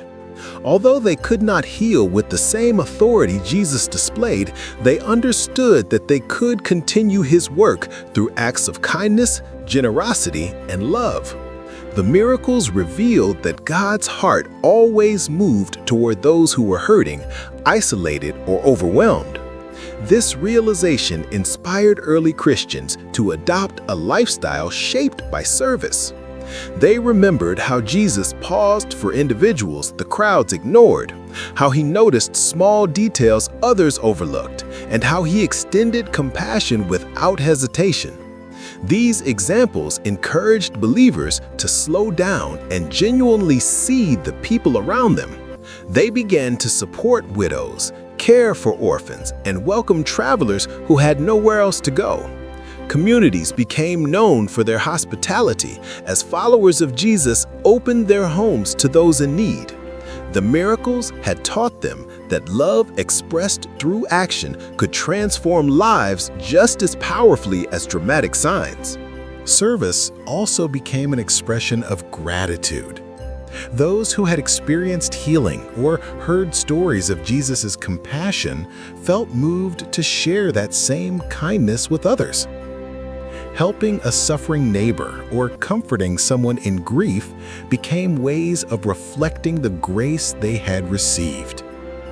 When a community member faced illness or hardship, others gathered around them, offering food, prayers, and assistance. This spirit of mutual care strengthened their bonds and created a foundation of trust and support. The miracles also taught believers to serve without judgment. Jesus reached out to people regardless of their background, social status, or past mistakes. His love crossed boundaries and welcomed individuals who felt unworthy or forgotten. Early Christians carried this same perspective into their communities, offering help without conditions. They believed that compassion was not something earned, but freely given, reflecting the generous heart of God. Through service, believers discovered that they were participating in the ongoing work of healing and restoration. Even simple acts carried immense significance when offered with love. A meal shared with someone lonely, a word of encouragement to someone discouraged, or a helping hand extended to someone struggling became reflections of the same compassion Jesus had demonstrated. The miracles reminded them that every act of service had the potential to bring hope, restore dignity, and reveal God's presence in the world. Part 56. The Miracles and the Power of Community. The miracles of Jesus not only transformed the lives of individuals, but they also shaped the identity and strength of entire communities. Early believers learned that faith was never meant to be carried alone. Through the stories of Jesus healing the sick, lifting the brokenhearted, and restoring dignity to those cast aside, they discovered that compassion becomes even more powerful when shared within a community. These miracles inspired them to form relationships rooted in humility, trust, and mutual support. As they remembered how friends carried the paralyzed man to Jesus, they realized that sometimes faith is expressed not through isolated strength, but through the willingness to lean on others during difficult seasons. In gatherings across homes, marketplaces, and quiet hillsides, believers practiced the lessons they learned from Jesus' ministry. They shared food with those in need, prayed with those experiencing fear, and offered comfort to those walking through grief. Their communities became places where people could bring their struggles without shame, knowing they would be met with understanding and encouragement. The miracles taught them that no one should face pain alone, and so they built relationships that reflected the same love Jesus showed in every act of healing. As persecution and hardship intensified, these bonds became essential. The stories of Jesus calming storms reminded them to stand together when life felt overwhelming. The miracles of provision encouraged them to share resources, trusting that God would supply what they needed. When one member of the community struggled, others stepped in to help, much like the disciples who helped distribute bread to thousands. This sense of unity became a powerful testimony to the surrounding world, showing that the message of Jesus was not just a belief, but a way of life that brought people together in profound ways. The power of community also helped believers see miracles in everyday moments. When someone overcame fear, found renewed strength, or received unexpected kindness, the community celebrated these experiences as signs of God's presence. They learned to recognize that miracles often unfolded quietly within shared moments of love, forgiveness, and support. In this way, the early Christian communities became living reflections of the compassion Jesus displayed, embodying his teachings and spreading hope wherever they gathered. From modern believers, these stories offer a reminder that community remains a vital part of spiritual life. Just as the miracles once united early followers, today they continue to inspire people to create spaces of care and understanding. When individuals come together with open hearts, they reflect the same healing presence that shaped the earliest days of Christianity.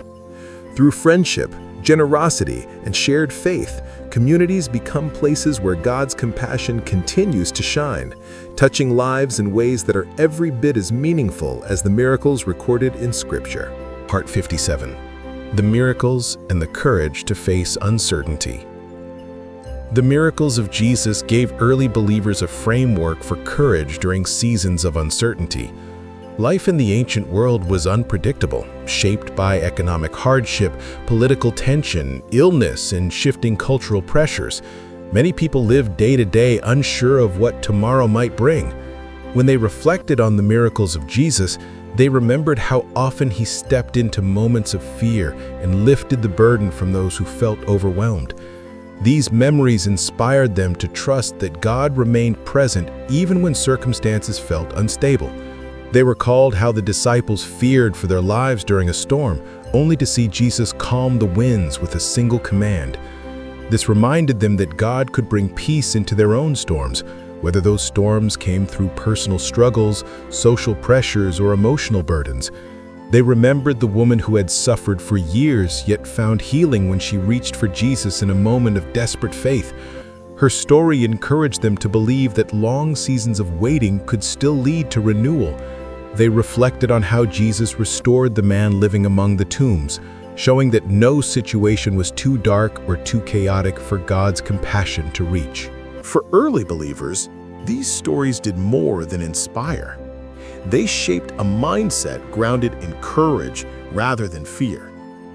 They learned to face the unknown, not by pretending trouble did not exist, but by trusting that God was greater than any challenge they encountered. When they prayed, they echoed the confidence they saw in the centurion, whose faith moved beyond limitations. When they supported one another, they drew strength from the miracles that revealed God's commitment to healing and restoration. Modern believers can find the same courage in these miracles. They remind people that uncertainty is not evidence of God's absence. Instead, uncertainty becomes the very place where faith can grow strongest. Just as Jesus guided his followers through storms, through illness, and through despair, he continues to guide those who seek him today. The miracles encourage individuals to approach life with steady trust, knowing that they are never alone in their fears. They offer reassurance that God's presence can bring clarity to confusion, peace to anxiety, and strength to vulnerable moments. Through these memories, believers discover that courage is not the absence of fear, but the confidence that God walks with them through every season. Part 58. The Miracles and the Gift of Peace. The miracles of Jesus continually pointed toward a deeper gift, the gift of peace. This peace was not simply the absence of conflict or the quiet after trouble. It was a steady calm that came from knowing God was present, attentive, and able to guide his followers through every season of life. When believers looked back on the miracles, they saw countless moments when Jesus brought peace into situations shaped by fear, pain, or hopelessness. Each miracle reminded them that God's peace could reach even the most troubled places. They remembered the night when the disciples struggled against a violent storm, exhausted and afraid. When Jesus calmed the sea with a simple command, he not only changed the circumstances around them, he changed the condition of their hearts. The peace that followed was more than relief. It was the realization that the one who guided them had authority over everything they feared. That same peace became a guiding light for believers as they navigated challenges of their own. They also recalled moments when Jesus spoke gently to those overwhelmed by suffering. When he told anxious hearts not to be afraid, his words carried a weight that settled deeply within them. The woman who had suffered for years found peace not only in physical healing, but in the reassurance that her faith had brought her into the embrace of God's compassion. The man freed from torment found peace as his mind returned to clarity and calmness. Everywhere Jesus went, peace followed in his footsteps, transforming chaos into order and fear into trust. As early believers faced persecution, uncertainty, and loss, these memories anchored them. They discovered that peace was not tied to perfect circumstances, but to the presence of God walking with them.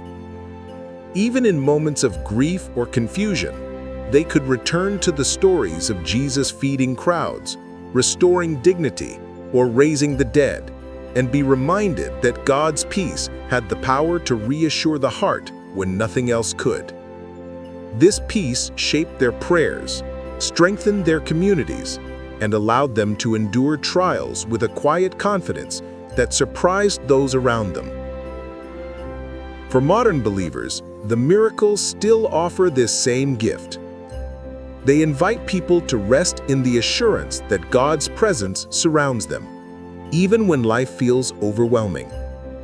They remind listeners that peace is possible, not because challenges disappear, but because God remains steadfast through them.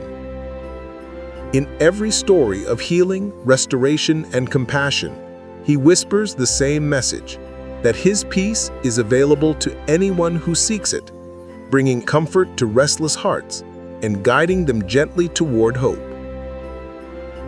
Part 59. The Miracles and the Renewal of Hope. Hope was one of the most powerful gifts people received when they encountered the miracles of Jesus.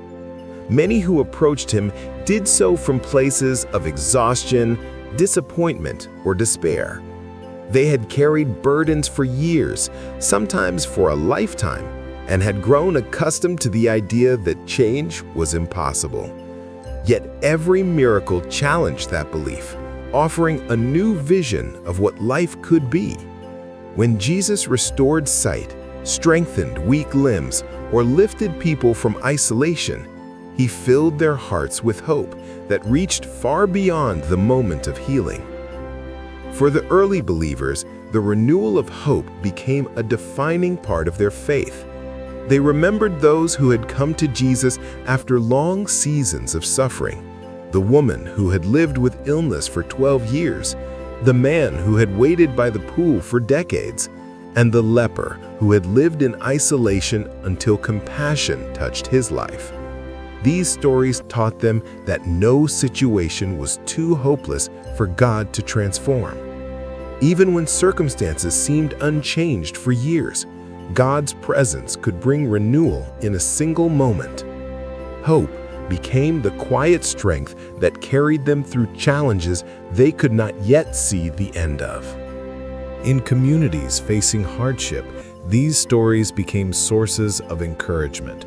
A family struggling with loss remembered how Jesus raised the widow's son or called Lazarus from the tomb.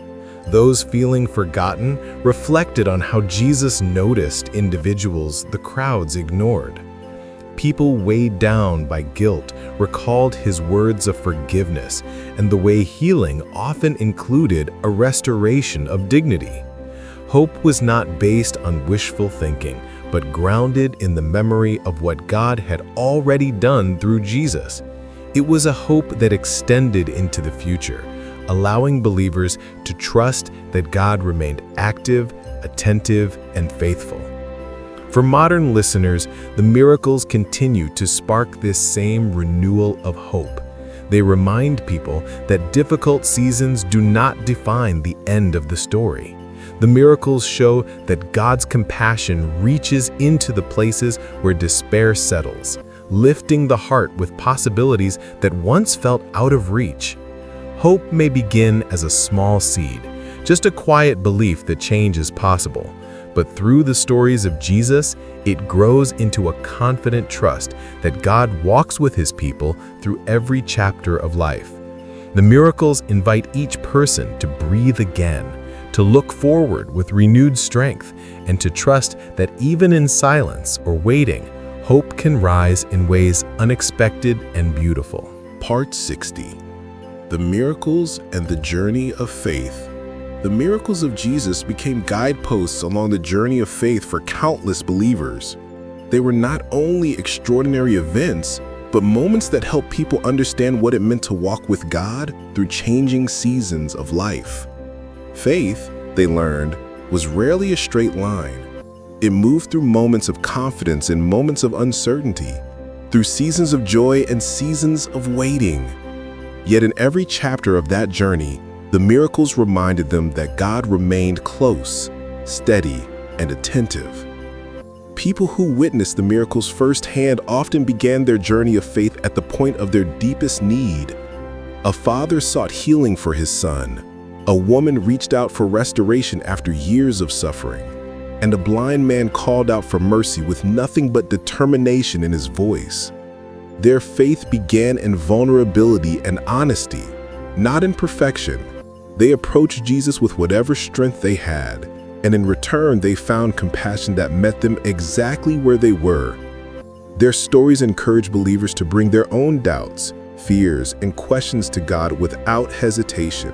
As the early church grew, believers reflected on how the miracles shaped this journey. They noticed that faith did not always mean understanding everything that happened. When Jesus calmed the storm, the disciples were still learning who he truly was. When he healed people in ways that challenged traditions, many struggled to make sense of it. Yet through each miracle, their faith deepened, not because they grasped every detail, but because they experienced God's heart again and again. The journey of faith, they realized, was built not on complete comprehension, but on continual trust. The miracles also taught them that faith grows through remembering. When trials came, they recalled the moments when Jesus lifted burdens that seemed immovable. When fear rose within them, they remembered how storms obeyed his voice. When hope felt distant, they reflected on how Jesus restored lives in ways that no one expected. These memories fed their faith, guiding them forward even when the path felt uncertain. For modern believers, the journey of faith still moves along this same rhythm. People today may not witness miracles in the same dramatic form, yet they can see God's presence in moments of comfort, healing, guidance, and renewal.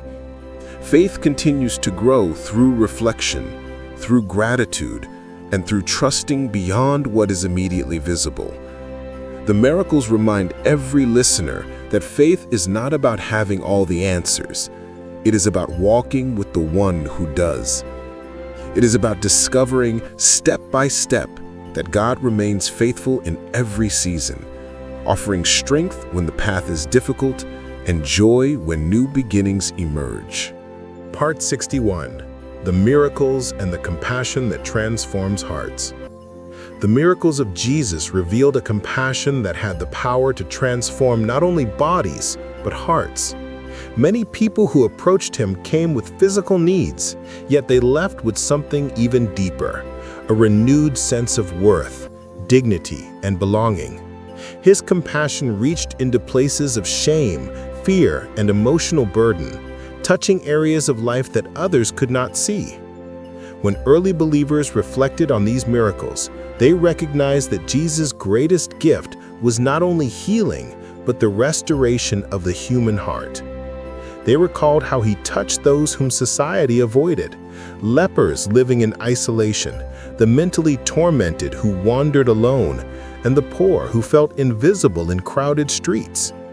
His willingness to draw near to the rejected revealed a love unlike anything people had experienced.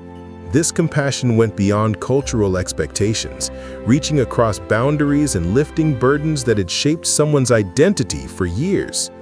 Believers learned that Jesus did not see people through the lens of their failures or conditions, but through the eyes of mercy. This transformative compassion also softened the hearts of those who witnessed it. When crowds saw Jesus restore the hopeless, many found themselves moved to greater empathy. They realized that compassion was not simply an emotion, but a way of life, a willingness to listen, to understand, and to respond with kindness. Families who had been touched by miracles carried the Spirit into their homes, shaping the next generation with stories of how Jesus brought joy to those who had lived in sorrow. Communities became places where brokenness was met with gentleness rather than judgment. The miracles also transformed hearts by revealing God's character. People who once viewed God as distant or unapproachable now saw him as deeply personal and compassionate. They realized that divine love was not reserved for the flawless, but extended freely to the hurting, confused, and imperfect. This understanding reshaped how they prayed, how they forgave, and how they viewed themselves. They discovered that they were not defined by their past or their struggles, but by the compassion of the one who restored them. For modern believers, the same transformation is possible. The miracles continue to remind listeners that compassion is a powerful force, one that can heal emotional wounds, mend relationships, and reshape perspectives. When believers embrace compassion, they mirror the heart of Jesus, becoming conduits of hope in a world that often feels divided and weary. The stories of his miracles invite all who hear them to allow compassion to soften their own hearts, guiding them toward lives marked by understanding, patience, and genuine care for others. Part 62.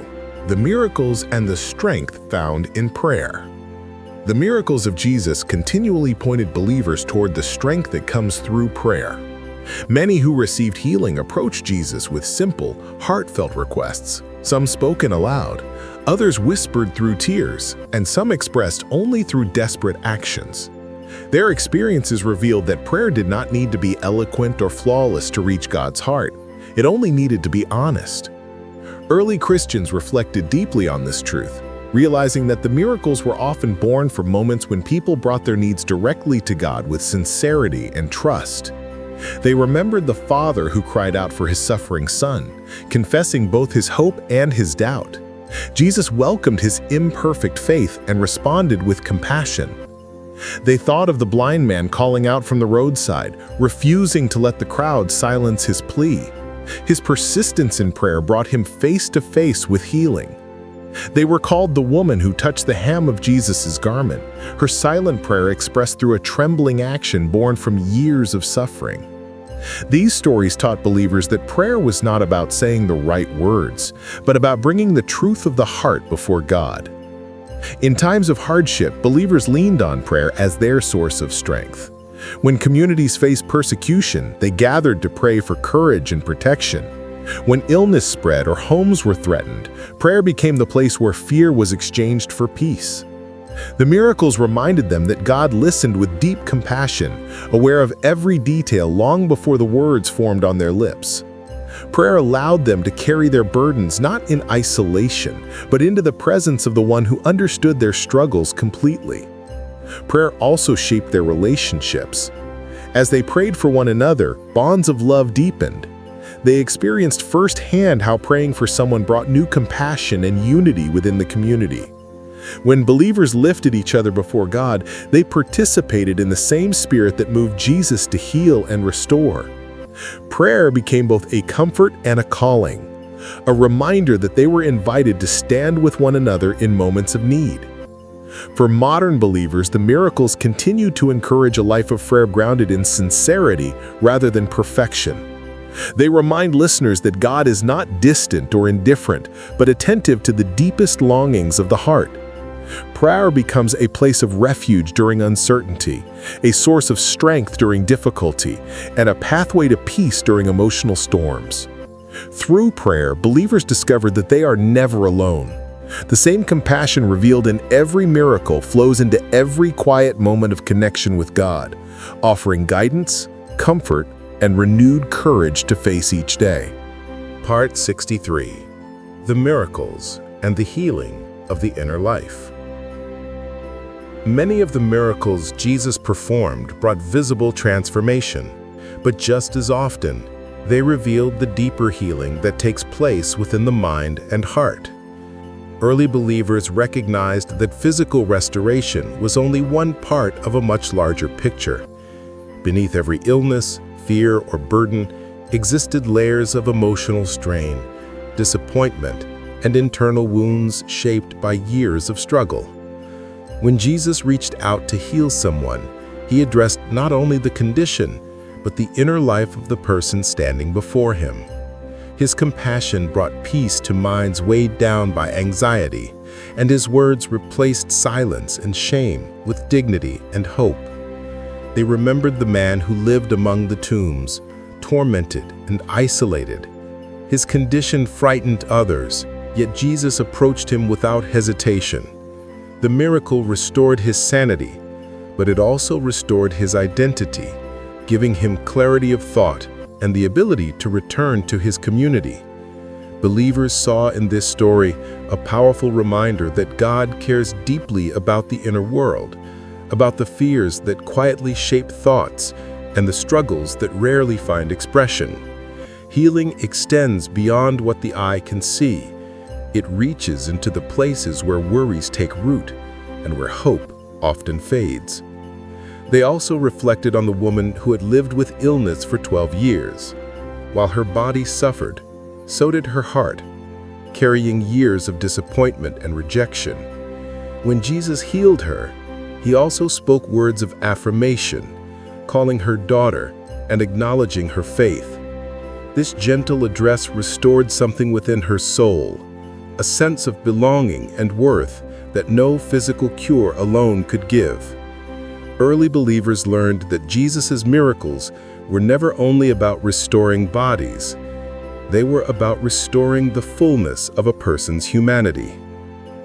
In moments when early Christians faced emotional hardship, fear, grief, loneliness, they looked back on these stories for reassurance. They understood that God saw their internal struggles just as clearly as their outward circumstances. They prayed for peace of mind, for healing from past hurts, and for renewal of the heart where discouragement had grown. The miracles taught them that God did not overlook the quiet suffering people carried inside. He met them there with compassion, offering comfort and transformation. For modern believers, these stories continue to hold deep relevance. Many people today carry hidden burdens, stress, worry, unresolved pain, or doubts that dwell within the heart. The miracles remind listeners that God is attentive to these unseen struggles. Emotional wounds, inner fears, and quiet grief are not beyond His reach. Healing can come through moments of clarity, through forgiveness, through renewed strength, or through a deep sense of peace that settles the restless thoughts.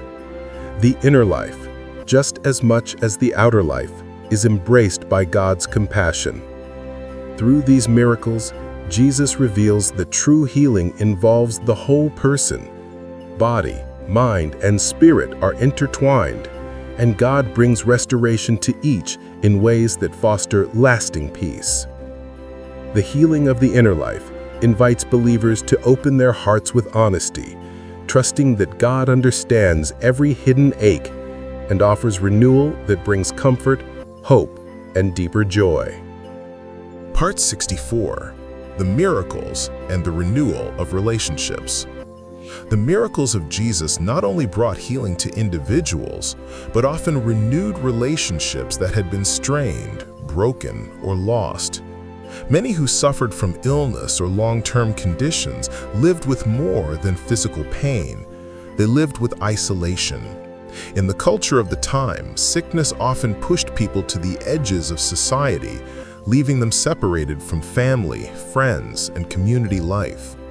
When Jesus restored their health, He also reopened doors that had been closed for years, allowing relationships to flourish again. Early believers reflected on the man healed from lifelong paralysis. When he rose to walk, it was not only his body that experienced restoration, but his connections with others. For years, he had relied on friends to carry him to public spaces. After his healing, he could embrace them not with dependency, but with gratitude and newfound freedom. Families who had cared for loved ones with chronic conditions now witnessed joy replace worry. The miracles brought homes back to life, filling them with celebration and renewed hope. They also remembered the lepers who had lived outside the city gates, separated from society because of their condition. When Jesus touched and healed them, the path back to their communities reopened. Relationships once strained by fear were restored by compassion. These moments revealed that healing was not merely physical, it was relational. The miracle carried people back into the warmth of companionship, restoring their sense of belonging and identity within their communities. Believers learned from these stories that God cares deeply about relationships. They understood that the bonds between family members, friends, and neighbors held sacred value. When Jesus brought healing, He often addressed the social and emotional fractures that illness or hardship had caused. This understanding shaped how they treated one another. They became more forgiving, more patient, and more willing to repair broken connections. In their gatherings, they shared stories of reconciliation, drawing strength from the way Jesus restored unity wherever He went. For modern believers, the miracles continue to offer guidance for relationships strained by misunderstanding, distance, or hurt. They remind listeners that reconciliation is possible, even when the path forward is unclear. The compassion Jesus showed provides a model for humility and forgiveness, teaching that restored relationships often begin with simple acts of kindness, honest conversations, and a willingness to see others with renewed grace. The miracles reveal that God does not only heal the individual, He heals the spaces between people, bringing harmony where discord once lived. Through these stories, believers discover that relationships matter deeply to God. Healing is not complete until love is strengthened, trust is rebuilt, and community is restored. The miracles encourage all who hear them to pursue peace, to extend forgiveness, and to nurture the connections that bring joy and meaning into life. In this way, the renewal of relationships becomes one of the most powerful reflections of God's compassion at work. Part 65. The miracles and the call to persevere through trials. The miracles of Jesus offered early believers more than inspiration. They offered a steady call to persevere through the trials that shaped their lives. Many of the people Jesus healed had endured long seasons of suffering. Some had waited years for relief, living with disappointment each time their situation remained unchanged. When their healing finally came, it revealed not only the compassion of Jesus, but the value of steadfast endurance. Early Christians saw in these stories a powerful reminder that perseverance often prepares the heart for moments of unexpected grace. They reflected on the man who had lain by the pool for 38 years, waiting for healing that never arrived. His long struggle embodied the weariness that comes from waiting without clear answers. Yet when Jesus approached him, a single moment transformed decades of frustration. Believers understood that perseverance does not guarantee immediate outcomes, but it keeps the heart open to the possibility of renewal. Even in prolonged hardship, faith can grow quietly, shaping character and deepening trust. They remembered the woman who had been ill for 12 years, seeking help from anyone who might offer relief. Her perseverance led her to Jesus, and her determination moved her to reach through the crowd despite exhaustion and fear. Her story taught believers that perseverance is often expressed through small acts of courage, steps taken even when strength feels scarce. Early Christians, facing hardships of their own, found comfort in knowing that Jesus honored those who kept moving forward despite their uncertainty. In times of persecution or scarcity, these stories became sources of strength. Communities learned to endure not by ignoring their struggles, but by recalling how God had met the suffering with compassion. Perseverance became an act of faith, a way of saying that their trust in God would outlast their circumstances. They believed that just as Jesus restored those who had waited for years, He would sustain them through trials they did not fully understand. For modern believers, perseverance remains a vital part of spiritual life. Many face challenges that linger, ongoing stress, repeated disappointments, or situations that seem slow to change. The miracles remind listeners that perseverance is not wasted. It shapes resilience, deepens reliance on God, and prepares the heart for moments of breakthrough that often come without warning. Perseverance does not mean pretending everything is easy. It means trusting that God is present in the struggle, guiding each step with patience and compassion. The call to persevere echoes through every miracle Jesus performed. It assures believers that long journeys are not journeys walked alone. In every season of waiting, God is near, offering strength for today and hope for the days ahead. Perseverance becomes the quiet miracle that grows within the heart, allowing faith to shine even in difficult times. Part 66. The Miracles and the Gift of Gratitude.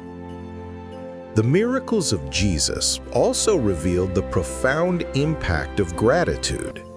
Time and again, those who experienced healing responded with heartfelt thankfulness, recognizing that their restoration was not merely physical, but deeply personal and transformative.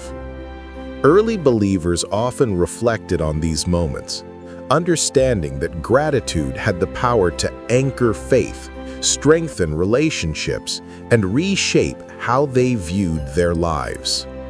Gratitude became a way of carrying the miracle forward, allowing its meaning to continue unfolding long after the moment of healing had passed. They remembered the Samaritan leper who returned to Jesus after being healed. While others continued on their way, he paused, turned back, and offered a sincere expression of thanks. His gratitude became part of his healing journey, acknowledging the compassion that had reached into his life. Early Christians saw in this story a reminder that gratitude opens the heart to deeper connection with God. It transforms healing from a single experience into a lasting source of joy and reflection. Families who witnessed miracles also experienced gratitude in profound ways. Parents saw their children restored, and their thankfulness overflowed into worship and renewed faith. Communities rejoiced when a loved one returned after years of illness or isolation, and their gratitude strengthened their sense of unity. Believers understood that gratitude was not only an emotion, but a practice, a deliberate turning of the heart toward the goodness of God. It helped them remember how God had carried them through challenges and provided for their needs. Gratitude also shaped how early Christians approached daily life. In moments of uncertainty, they recalled the kindness of Jesus and offered thanks for the peace, provision, or strength that sustained them. They found themselves noticing small blessings, shared meals, supportive friendships, moments of comfort, and recognized these as gifts worthy of appreciation. Gratitude allowed them to focus not only on what they lacked, but on what God had already given. This perspective brought joy into ordinary moments and helped them endure difficulties with steadier hearts. For modern believers, the miracles continue to encourage a lifestyle grounded in gratitude. Even when life feels heavy or uncertain, gratitude becomes a way of seeing God's presence in subtle but significant ways. It invites listeners to reflect on blessings that may go unnoticed, kindness from others, moments of clarity, renewed strength after exhaustion, or peace that arrives unexpectedly. Gratitude deepens the experience of faith, reminding believers that every good gift, whether large or small, reflects the compassion of God. Through gratitude, the miracles extend beyond ancient stories and become personal reminders of God's ongoing work. They teach that thankfulness is not reserved for dramatic moments, but can be woven into everyday life, shaping attitudes, lifting spirits, and opening the heart to the steady presence of God. Part 67: The Miracles and the Invitation to Trust God's Timing. One of the most profound lessons woven through the miracles of Jesus is the invitation to trust God's timing. Many who approached Jesus did so after years of waiting, seasons filled with disappointment, or moments when hope seemed to fade. Yet, each miracle revealed that God's timing, though often mysterious, carried purpose and compassion.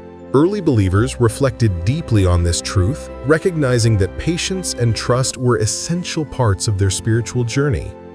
They remembered the man who had been unable to walk for 38 years, lying beside a pool where healing seemed always out of reach.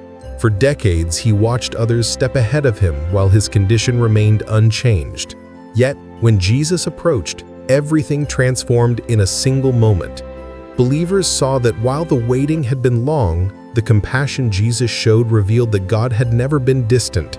The timing of the miracle brought not only healing, but the assurance that God had seen every year of struggle. They also recalled the delayed arrival of Jesus when Lazarus was ill. Martha and Mary had hoped Jesus would come sooner, but the timing of his arrival allowed them, and all who witnessed the moment, to see a deeper expression of his power and purpose. The raising of Lazarus revealed that God's timing often brings outcomes far greater than the ones people imagine. Early Christians learned through this miracle that waiting does not diminish God's ability to act. Instead, it creates space for faith to grow and for God's work to be revealed in extraordinary ways. In their own struggles, believers relied on these stories to navigate seasons of uncertainty. When prayers seemed unanswered or circumstances remained unchanged, they remembered that Jesus moved with intention, compassion, and perfect awareness of every detail. Trusting God's timing did not mean suppressing emotions or pretending the waiting was easy. It meant holding on to hope even when the path forward was unclear. They believed that God did not forget them in the waiting, but was shaping their hearts, preparing their steps, and guiding them toward the right moment for renewal. For modern believers, the miracles continue to offer this invitation. Many face situations where answers feel delayed, dreams that have not yet unfolded, healing that seems distant, or prayers that linger without resolution. Through the miracles, listeners are reminded that God's timing is not rushed, yet it is never late. It aligns with wisdom and compassion that surpasses human understanding. Trusting this timing encourages believers to walk with patience, to remain open to God's presence in the present moment, and to believe that hope is never wasted. The miracles teach that waiting, though challenging, can become a sacred part of faith. It draws the heart closer to God, deepens trust, and prepares the soul to recognize the beauty of renewal when it finally arrives. Through these stories, believers discover that God's timing weaves together every moment, past, present, and future, with purpose and grace. Part 68. The Miracles and the Beauty of Divine Compassion. The miracles of Jesus reveal a compassion that is both tender and profound, reaching into every corner of human experience. Early believers reflected often on the beauty of this compassion, recognizing that it was not limited to dramatic displays of power, but present in every interaction Jesus had with those who sought him. His compassion was deliberate, attentive, and deeply personal. It allowed people to feel seen, valued, and understood in ways they had never experienced before. This compassion became the foundation upon which the early Christian community built its understanding of God's love. They remembered how Jesus paused for individuals in the midst of pressing crowds, giving his full attention to those who approached him with trembling hope. He saw the woman reaching for his garment and spoke to her gently, acknowledging her faith and her struggles. He looked into the eyes of the blind man before restoring his sight, demonstrating that healing begins with recognition. He responded to the pleas of parents, the concerns of the sick, and the cries of the desperate with patience and empathy. This beauty of divine compassion showed believers that God does not only respond to need, he responds to the heart behind the need. The early Christians realized that Jesus' compassion was not selective. It extended to the wealthy and the poor, the respected and the rejected, the confident and the uncertain. Whether healing a Roman centurion's servant or lifting a frail hand on the Sabbath, his compassion crossed social boundaries and cultural divisions. This inclusivity helped believers understand that God's love reaches all people, regardless of background or circumstance. It inspired them to tear down walls of prejudice, learning to see others through the same lens of grace that Jesus had shown. They also saw how his compassion transformed not only individuals, but the atmosphere around them. Where Jesus walked, fear diminished, hope grew, and people found the courage to approach him with their burdens. His compassion restored dignity to those wounded by life's hardships, reminding them that their worth was not determined by their condition or reputation. This understanding became essential for the early church, shaping communities that welcomed the broken, supported the weak, and uplifted those who had been overlooked. For modern believers, the miracles continue to reveal this same beauty of divine compassion. They remind listeners that God's love is deeply personal, aware of every wound, every fear, and every longing. Compassion is not an added feature of God's character. It is central to who he is. The miracles invite people to approach God not with hesitation, but with confidence that he listens with patience and responds with tenderness. This divine compassion also calls believers to reflect it in their own lives. When people extend understanding to someone struggling, offer forgiveness where there has been hurt, or speak gently to someone burdened by life, they reflect the compassion Jesus displayed in every miracle. The beauty of divine compassion becomes visible through actions that heal hearts, restore hope, and bring comfort to those navigating difficult seasons. Through these miracles, Jesus reveals a love that does not merely observe human suffering, it enters into it with kindness and brings renewal that touches both body and soul. This compassion remains one of the most beautiful and enduring truths of his ministry, offering reassurance that every heart is seen, valued, and embraced by God. Part 69. The Miracles and the Assurance of God's Nearness. The miracles of Jesus continually reassured early believers that God was not distant or unreachable, but profoundly near to his people. Every act of healing, every word of comfort, and every moment of restoration revealed a God who stepped into the details of human life with gentleness and care. As believers reflected on these moments, they discovered a deep truth. God did not wait for people to rise above their struggles before reaching out to them. Instead, he met them in the very midst of their pain, confusion, and need. The miracles served as living reminders that God's presence was never far away. Early Christians remembered how Jesus walked through crowded streets, touching the sick and comforting the weary.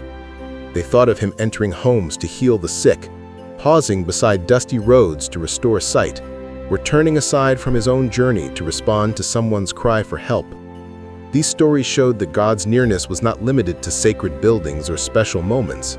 It was found wherever Jesus went, on hillsides, in marketplaces, beside lakes, and within humble homes. The miracles testified that God steps into ordinary places with extraordinary compassion. They also recalled how Jesus noticed individuals even when surrounded by many. The bleeding woman reached out to him in a crowd, yet he felt her silent plea. The blind beggar shouted above the noise of the street, and Jesus stopped to listen. A grieving mother followed her son's funeral procession, and Jesus approached with comforting presence.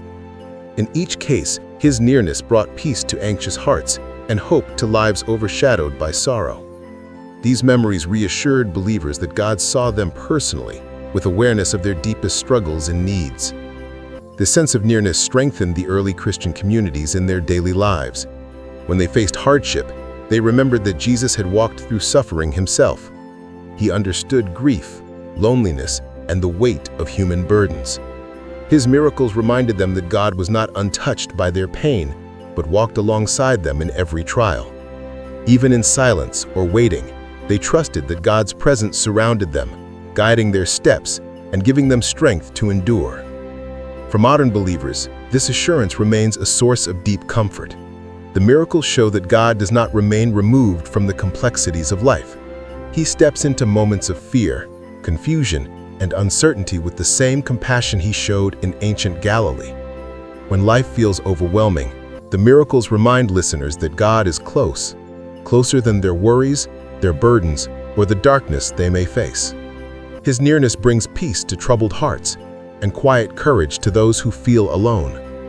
The miracles invite believers to see every day as a place where God can be encountered, not only in dramatic moments, but in the gentle whispers of comfort, the encouragement of loved ones, the strength to face challenges, and the unexpected reminders of hope. Through every story of healing and restoration, Jesus reveals a God who walks beside his people, offering presence, compassion, and unwavering love. Part 70. The Miracles and the Encouragement to Walk in Faithfulness. The miracles of Jesus encouraged early believers to walk in faithfulness, even when their circumstances felt uncertain or overwhelming. These stories revealed that faithfulness was not about perfection or unwavering strength, but about choosing to follow God step by step with sincerity and trust. Each miracle demonstrated that even small acts of faith, a cry for help, a simple touch, a whispered prayer, were met with compassion. This assurance helped believers remain grounded in their commitment to God, confident that He was guiding them with patience and love. They remembered the faithfulness of the centurion, who trusted Jesus' authority so deeply that he believed healing could come through a single spoken word. His faith was not showy or dramatic, it was steady and sincere. They recalled the friends who carried a paralyzed man through a crowded home, lifting him onto a roof and lowering him to Jesus with unwavering determination. Their faithfulness was expressed through care and perseverance. These stories reminded believers that faithfulness often appears in quiet acts of devotion, persistence, and compassion. The early Christians also reflected on Jesus' own faithfulness.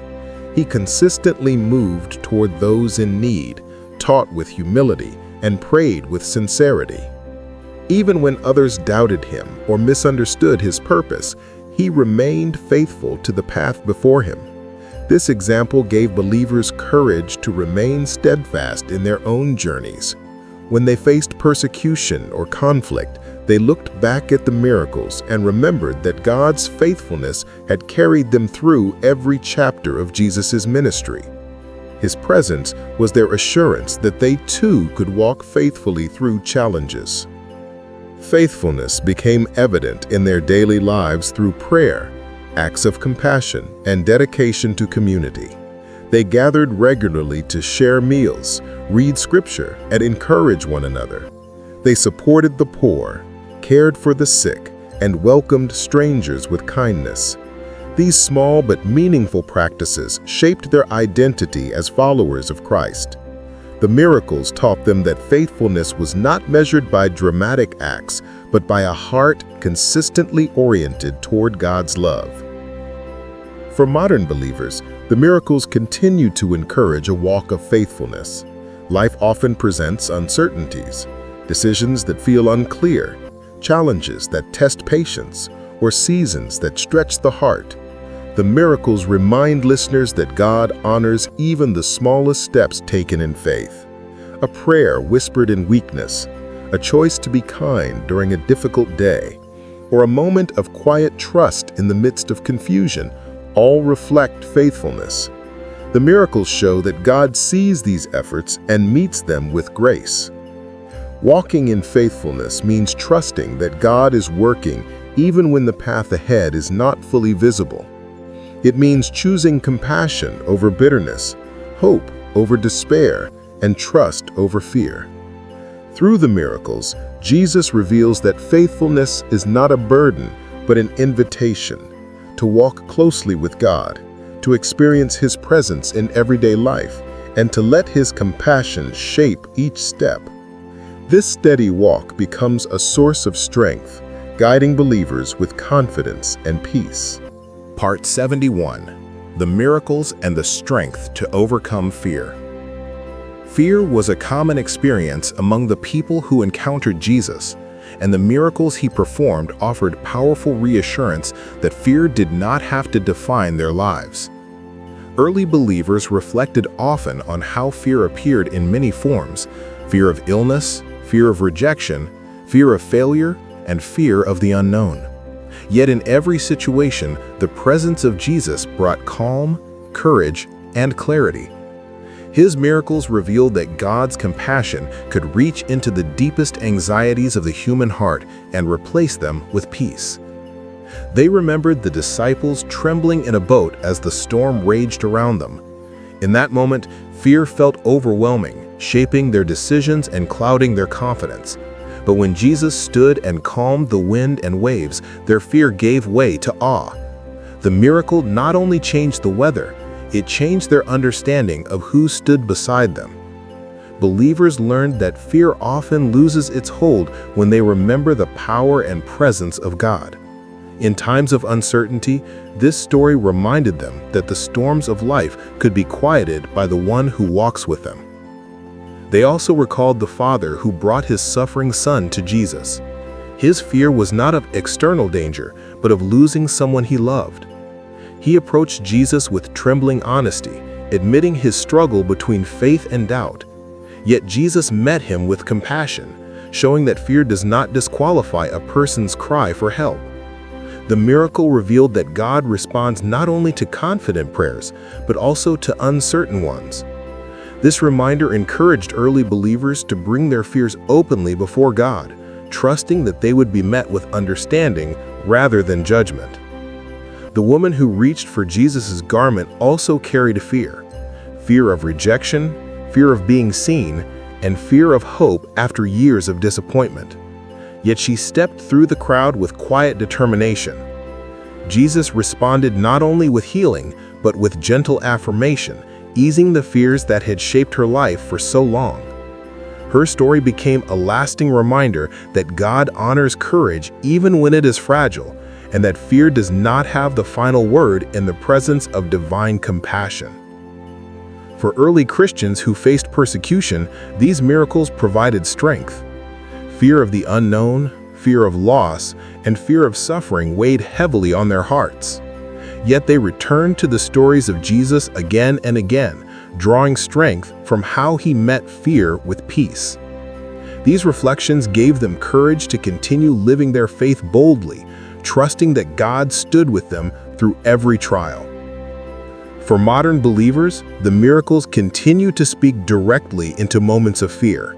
Whether fear arises from personal challenges, uncertain futures, or unexpected hardships, the miracles remind listeners that God is present in every season.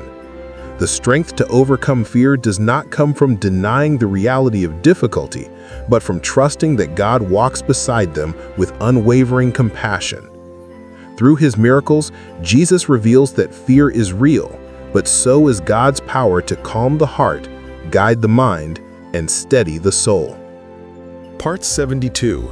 The Miracles and the Hope Found in God's Promises. The miracles of Jesus reminded early believers that hope was not rooted in changing circumstances, but in the unchanging promises of God. Each miracle pointed beyond the moment itself and revealed a deeper truth, that God was faithful, that his compassion was constant, and that his presence remained steady through every chapter of life. The miracles gave believers a tangible glimpse of what God had been promising throughout Scripture: restoration, renewal, and a future shaped by his love. They remembered the miracle of the feeding of the multitudes, where a small offering became a feast that satisfied thousands. This moment reflected God's promise to provide for his people even when resources seemed scarce. It showed that scarcity does not limit divine generosity. Believers carried this story with them into difficult seasons, trusting that God would meet their needs in ways they could not predict. The miracle became a symbol of provision that extended far beyond that hillside gathering.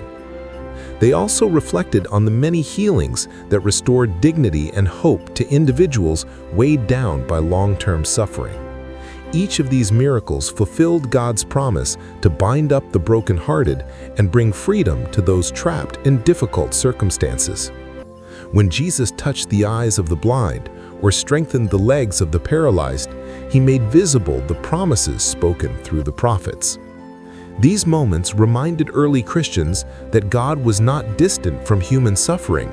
He actively moved toward it with compassion. The raising of Lazarus served as an especially powerful reminder of God's promise of life beyond death. Though grief filled the air in Bethany, Jesus demonstrated that death did not have the final word. This miracle revealed God's intention to bring life, hope, and restoration even into the darkest places. For believers facing anxiety, disappointment, or the unknown, believers could look to these stories and be reminded that hope is not fragile.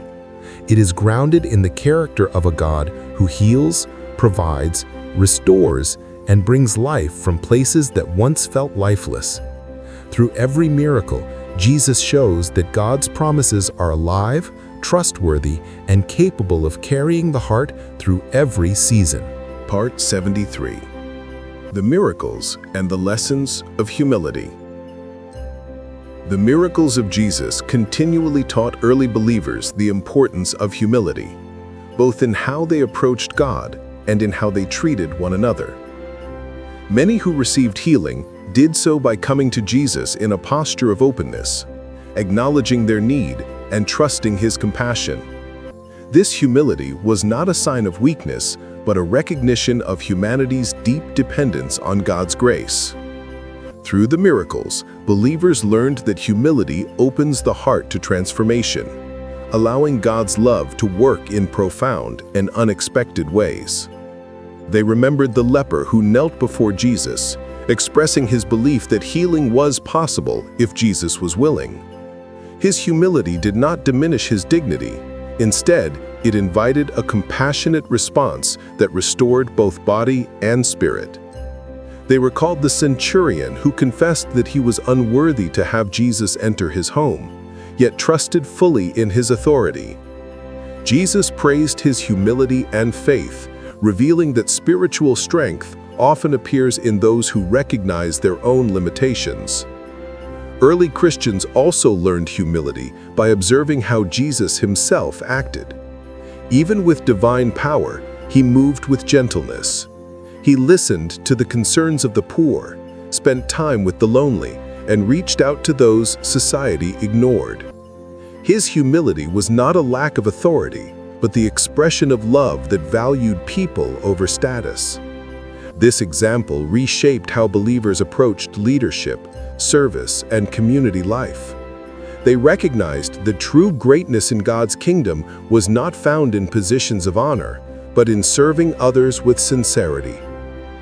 The miracles also taught them to be humble in how they viewed blessings. When someone experienced healing or provision, they acknowledged it as an act of God, not a result of personal merit. Gratitude flowed more easily when humility shaped the heart. Communities celebrated these moments not with pride, but with thankfulness, recognizing that every gift reflected God's compassion rather than human achievement. Humility also addressed the tendency to judge others. Many of the people Jesus healed were dismissed or criticized by society. Tax collectors, lepers, the poor, and those afflicted by spiritual or emotional struggles. But Jesus' compassion revealed the value of every person, regardless of circumstance. Early believers learned humility by seeing others through God's eyes, without the barriers of prejudice or superiority. The miracles broke down social divides, teaching that every individual carries inherent worth. For modern believers, humility remains a cornerstone of spiritual life. The miracles encourage listeners to approach God with open hearts, acknowledging their needs without fear or shame. They remind individuals that asking for help is not a sign of weakness, but a step toward healing. Humility also shapes how believers relate to others, inviting patience, understanding, and kindness. It creates space for compassion to flourish and for relationships to deepen. Through the miracles, Jesus shows that humility is not a burden, but a gift. It allows the heart to receive God's grace more fully and empowers believers to extend that same grace to those around them. In humility, faith grows stronger, compassion becomes more genuine, and the presence of God becomes more clearly recognized in the journeys of everyday life. Part 74. The Miracles and the Invitation to Live with Renewed Purpose. As early believers reflected on the miracles of Jesus, they understood that these moments were meant to do more than inspire. They were meant to shape the way they lived. Each miracle revealed something fundamental about God's heart: His compassion, His nearness, His desire to restore, and His willingness to meet people in their deepest needs. These stories encouraged believers to live with renewed purpose, carrying the lessons of the miracles into their daily interactions, decisions, and relationships. They recognized that the miracles taught them to see others through the lens of compassion, not judgment. Every healing reminded them that no one was too broken, too forgotten, or too distant for God's love. The miracles taught them to walk with hope, trusting that God could bring renewal even when circumstances seemed impossible. They learned to live with humility, acknowledging that every blessing they received was a gift of grace, and they learned to persevere through trials, knowing that God's timing was perfect and His presence unwavering. As communities grew and believers faced challenges, they carried these truths like lanterns in the night, guiding lights that shaped their character and strengthened their faith. They cared for the vulnerable, supported the suffering, and encouraged one another through hardship. They prayed with sincerity and listened with compassion, remembering how Jesus responded to those who sought Him. The miracles became foundations on which they built lives of purpose, generosity, and steadfast trust. For modern listeners, these lessons remain as relevant as ever. The miracles remind them to approach life with open hearts, to seek God in the ordinary, to treat others with kindness, to trust in seasons of waiting, and to find peace in God's nearness. They encourage listeners to carry hope into their families, workplaces, and communities, becoming reflections of the same compassion Jesus displayed. Through these ancient stories, believers today are invited to live with intention, humility, and unwavering faith. Part 75. Closing Reflection and Blessing. As the stories of Jesus' miracles draw to a close, a gentle truth remains. His compassion continues to reach into every corner of human experience. The same love that restored bodies, renewed hearts, and transformed communities still speaks into the lives of all who seek Him. These miracles are more than memories. They are reminders that God is present in every season, offering hope where there is uncertainty, peace where there is fear, and strength where there is weakness. For every listener walking through challenges, may these stories bring comfort. For every heart carrying worry, may they bring peace. For every soul seeking direction, may they bring clarity and renewed purpose. The miracles of Jesus invite each person to rest in the assurance that God sees them, knows them, and walks beside them with unwavering compassion. They remind believers that they are never alone, that the same presence that moved through ancient Galilee moves through their lives today with tenderness and grace. And as this episode comes to a close, may the peace of God settle gently over your mind, your home, and your heart. May His compassion guide your steps. May His hope strengthen your spirit, and may His love surround you now and always, offering rest, renewal, and quiet confidence for the days ahead.